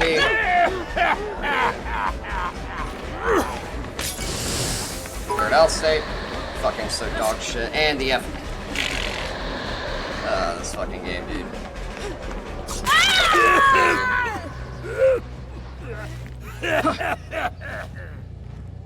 It is just funny. I know I'm probably pissing off so many people saying that because literally it's like, yeah, all the fucking gens are pretty much done. You know? Heaven forbid, it's like I literally have a take that doesn't truly like fucking agree with the mob, with my actual vested experience in the game. What is that, 3 gen perks? Literally forced in a position where I couldn't tunnel even if I wanted to. And yet here we are, am I right? I don't even think this is a second kill. It might be. Yeah, it is.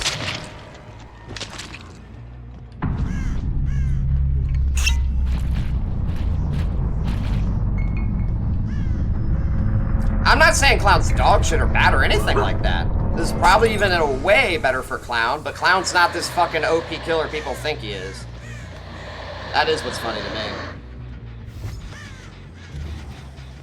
Because these are not bad survivors, and they actually do these things called generators, which probably doesn't happen in some people's matches. I don't know.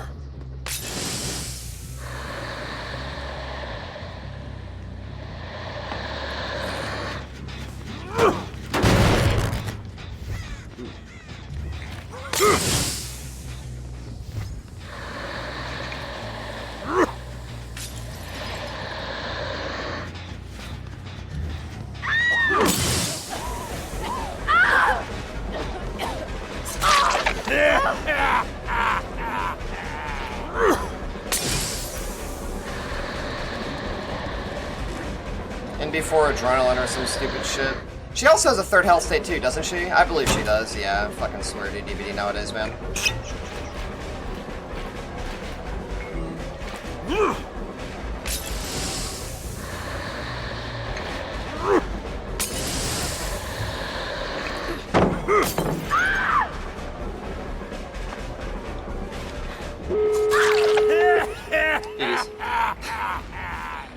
For adrenaline, I figured it would be. Very close game. They played very well.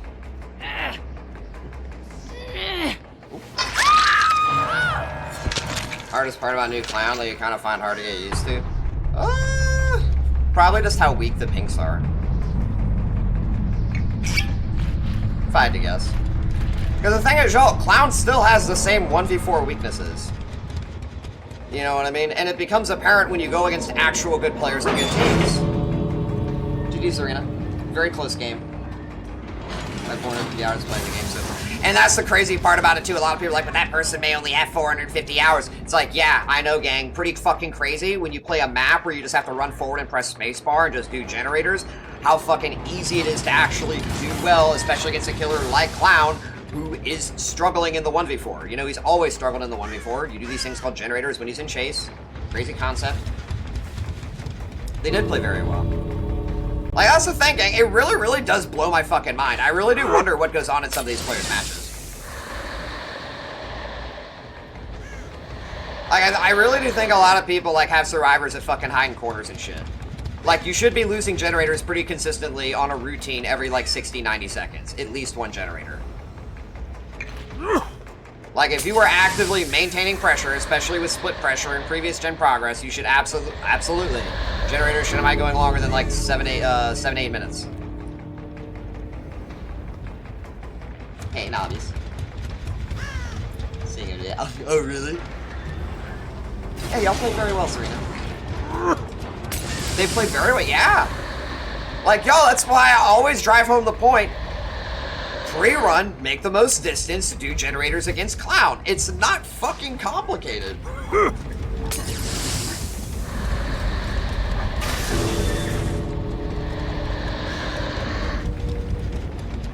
The match that I played against this streamer, I don't want to mention the name too much because it's not so much about the specific, you know, I don't want to get misconstrued. Literally, you know what they did? They sat outside of terror radius or at an obscene tile that literally would be a dramatic waste of time to counterplay. And they just never let me get close to them while they did generators. And guess what? They got all the generators done. Like, it's crazy, you know what I mean? Don't treat Clown like he's Trapper. You might do better, you know what I mean? Trapper without traps, I should say.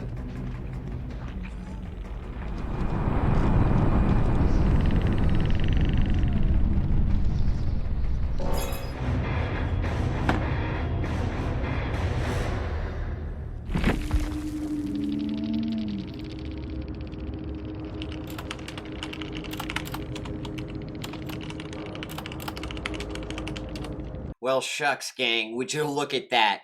It's another lobby with a bunch of incredibly strong builds.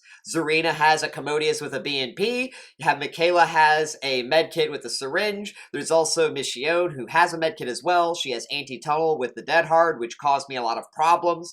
In fact, it was just through the sheer presence of that Dead Hard alone that I had to break early chase, simply because of the fact that I couldn't risk her forcing me into a position where I couldn't wait out the Dead Hard. You know how some people always try to famously say, just wait it out. Can't really wait it out when you have to lunge because they're going right under a pallet, right? Or they're about to literally get to some type of window where you just don't have that opportunity because you're lunging really based off the edge of the tip. You know what I'm saying, gang? And that's kind of the whole point when it comes to why literally it's like when you find out a survivor is Dead Hard, sometimes as Clown, to get the most out of macro pressure, if the first hell state comes quick, you have to just leave, you know? But I'm kind of getting ahead of myself. Let's kind of talk about what really transpired in this match. First things first, we ended up on Leary's. Leary's, in my opinion, has never really been a good map for a Clown. It's really easy to pre-run. It's probably fairly easier as well to immerse. If you play the upstairs staircase with enough pre-run distance, Clown is just SOL. He can't afford to commit to chasing you. If you commit to pre-running early just on those long hallways, he's not really able to commit to you, especially with all the windows connecting into each other. Leary's also has some absurd pallets that straight up block hallways. Some of them, if they don't block a hallway, they block enough of a room to where they have to be kicked. Some of them can just be pre-dropped in a manner to where Clown just isn't able to reasonably go around them if just simply dropped early enough, right? Basically, there's enough of them and they're strong enough to where you can just play safe, both with the pallets and with your pre-distance, you know, because it's that easy to pre-run. You literally just run early. And that's kind of why it's just always not really been a great map for Clown. And it's especially been made worse ever since Survivors got all of those base kit, you know, macro help in the form of things like anti-camp meter, removal of hook grabs, base kit BT, self-unhook, you know, all that shit, right? That in addition to the introduction of reassurance, shoulder the burden. Clown really struggles because when he does need to consolidate his pressure on one area of the map, specifically around either generators clustered near his hook, etc., right? Survivors get rewarded in their favor, both through the extended hook timers, just through Survivors working on generators previously while he was in chase, right? Especially on the hook. You know, it's just one of those situations where Clown, again, right, loses in the 1v4. It's why I've always said that even though it may seem like Clown is really good in chase, or even in some cases circumstantially better, right? Again, also circumstantially in some cases worse. It was never really about that when it comes to making a stronger killer. Strong killers are not ones that are of just strong chase. They have to have some form of mobility for macro pressure, right? Clown doesn't have that. It's why he's a killer. He's a feel-good killer. You know, it feels good to play him in chase, but at the end of the day, you kind of have to accept the fact that in many of your matches, unless you play damn near perfectly, unless Survivors give you a shit ton of free pressure, right, you're probably not winning. You know, it's just one of those things you kind of got to accept. It's why I also, in a lot of the previous matches, put a lot of emphasis on how Survivors give me the pressure that I need, right? And they give it to me for free, which is what allows me to capitalize and snowball further and turn it into a win. So, Leary's, now that we've kind of explained it, how is it with Clown post-PTB? I feel like Clown's able to play it a bit better. I think that he does kind of need some chase perk support potentially in order to really get the most out of the map with the reduced activation time on his yellow bottles. But the problem with putting chase perks in there, right, things like Save the Best for Last, Rapid Brutality, etc., is that you fall behind on that necessary generator regression. You know, we have Corrupted Intervention, Dead Man Switch, Pain Resonance. We had fairly quick hooks. I had some fairly, especially early on, right? We caught some survivors out of position following my first chase within like the first 60 seconds, and that got me really going early. But at the end of the day, they still had 4 generators done about 7 minutes into the match, which was similar to previously, right? On Dead Sands, where they had 4 generators done, I believe it was 6.5 minutes into the match. You can be running really strong generator perks, but with how long hook timers are, that means survivors just convert those hook timers, each and every hook state, into free generator progress per survivor the whole time who's been working on generators. You get what I'm saying, gang? Like, that's really what it's all about at the end of the day, is just not wasting your fucking time. How do you beat Clown? Don't waste your time. Be useful. Whether that's sitting on generators, whether it's ensuring just circumstantially that you somehow can deny him getting a hook, whether it's a pallet stun or a flashlight save if you don't fuck it up, right? Because if you spend all that time doing it and you do come up short, it is wasted time. But simultaneously, if it does pull through, well, then you literally can win the game off of that. So what's actually so fucking hilarious is that usually, yes, while you probably shouldn't be spending your time hovering Clown while he's in chase with your teammate, if by chance you do get a save off of that, you literally can win the game. It's that fucking funny. Because, yes, you know, the whole time, even if it's 2 survivors, that's 2 generators for nothing, you know, for what, a health state, you know? It's really what it all boils down to at the end of the day, being useful with your time, doing what you need to do. Well, I've been trying to drive that home the whole video, so I can, the whole time, emphasize not only my own placement of Clown in C tier, but why people just need to chill the hell out. You know what I mean? It's funny to me because, you know, these survivors too, how do they play in macro? What do they do well? They body block for each other. I was forced to basically have to break chase a couple of times simply because of the fact that I wasn't able to commit. You know, again, bringing strong perks, which is what these survivors did. We had Dead Hard on the Michionne. That was, like I was talking about a couple minutes earlier, was a result of me not only losing a lot of macro pressure since I had to commit to a 3 health state chase initially, but the second time around, after I'd already figured out now that she had Dead Hard, I knew that I likely could not commit to chasing her. Dead Hard in of itself, just the sheer potential of being able to extend the chase by 1 health state when I am purposefully committing under the presumption that the chase will only be for 1 more health state, I can't afford that. I can't afford for it to be 2 health states.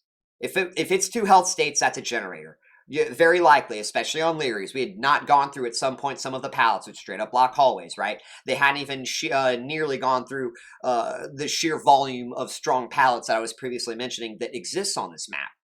And that's really, again, what it just all boils down to, right? Just playing well, you know. I guess that's the to phrase it in different words. Play well, you know. Just don't play bad, I guess. And you know, that's kind of where we were just in every single match. Let's kind of look to kind of pull everything forward, right? What did a lot of these matches have in common, gang? Even though I won, the matches were close. They just barely got the generators done as I was winning, or it was literally like right beforehand. They were very close had I played only slightly worse, probably at a couple points that earlier in each and every match, you know, like throughout this video, I probably would have walked away with 2 kills. Especially, you know, what's funny is like you look at the Haddonfield match, right, with Cope, I probably wouldn't have gotten any kills. It wouldn't have been as difficult for them with everyone being healthy in the end game, right? Had things just kind of lined up slightly differently for them to have the exit gate open, everybody body blocks for their teammate to get out the exit gates. You get what I mean? Clown is not Nurse or Blight. He is strong in chase, I would say, in a manner of speaking, if you don't fucking pre-run and you know, are caught out of position, and especially if he's running chase perks. But at the end of the day, you know, the bottom line when it comes to Clown is that he's not going to be able to keep up with the enemy team when you just look at how maps are designed nowadays, when you consider all of the resources nowadays on every single map, the current ratio of generator repair speeds at base, even at base, to hook timers, everything at base that discourages Clown from playing optimally. around hooks and encouraging survivors to have to adapt to, you know, clown camping, etc., right, to protect their teammates. That's a whole lot different now. As I've mentioned, survivors can literally just do their generators first, going for a 1-for-1. Survivor doesn't hit the second stage. They literally turn hook states into free repair progress. You get what I mean? So that is why, again, I have clown kind of at the C tier. And, you know, just to kind of wrap up, let me kind of transition things over here in just a moment. So I didn't talk about it at all, I don't believe, at the beginning of the video, but just for those that don't know, I have a lot of clown experience. I've got 7,000 matches minimum on clown alone. I think it's up to 7,200 matches now. I, throughout those matches, on average, only kicked 2 pallets per match. So really, really put that in perspective, 7,000 matches and how long it takes to do that. Well, think about how many maps there are with strong pallets that have to be kicked. And also consider that for 7,000 matches, I only kicked 2 of those per match, even on those maps. That's kind of my point here, right? I've been playing clown for a long fucking time. I've been playing them for probably, according to my offerings, if you look at my anniversaries, right? I've been playing them for about 1, 2, 3, 5+ years, you know, so I've been there, I've done that. I know what he was able to do previously. I know how he stacked up against survivors in the macro previously, right? I knew how survivors were able to beat him. I knew what his flaws were. And that's kind of why I give the take that I do, both with regard to my perspective on what other people think, but also what I think, right? Why I place them where I did. Middle C. Really good survivors will show you why that's the case, kind of like on Haddonfield, as I was saying earlier, right? Those survivors adapted very well. Cope, especially, as I mentioned, once he realized that I'd play with your food, absolutely, and he chose to position himself in a way where I couldn't get anything off of that. Every one of his other teammates did not at all let me get anywhere near starting a chase with them for the chase to be efficient, especially since they still had 2 health states. They still had their fog vials. When I finally did get someone caught out of position, what did they do? They died in a corner. So that way I was forced to hook them in a not exactly favorable position. You get what I mean? I didn't work through any resources as well whatsoever. And it was also a fresh hook, I believe. So it didn't really matter to begin with, right? There was hardly anything with in the way of macro pressure, especially since I was playing against them without any generator perks. You know what I'm saying, gang? It's only complicated, I think, to people who don't understand the situation, and I think it will only remain that way, again, for people who don't understand the situation, or for those who refuse to adapt, or for those who just purposefully choose to be stubborn. Because, y'all, it's not that fucking complicated. Do generators, pre-run, that's a wrap.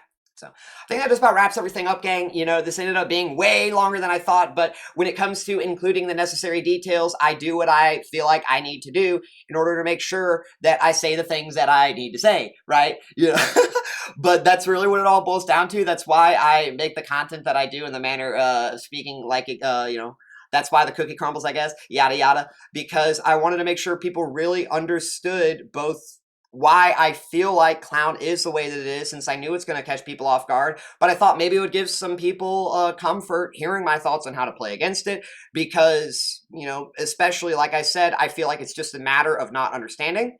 I'm going to be definitely playing clown more going forward. I do think he is fun to play in the current iteration compared to the PTB.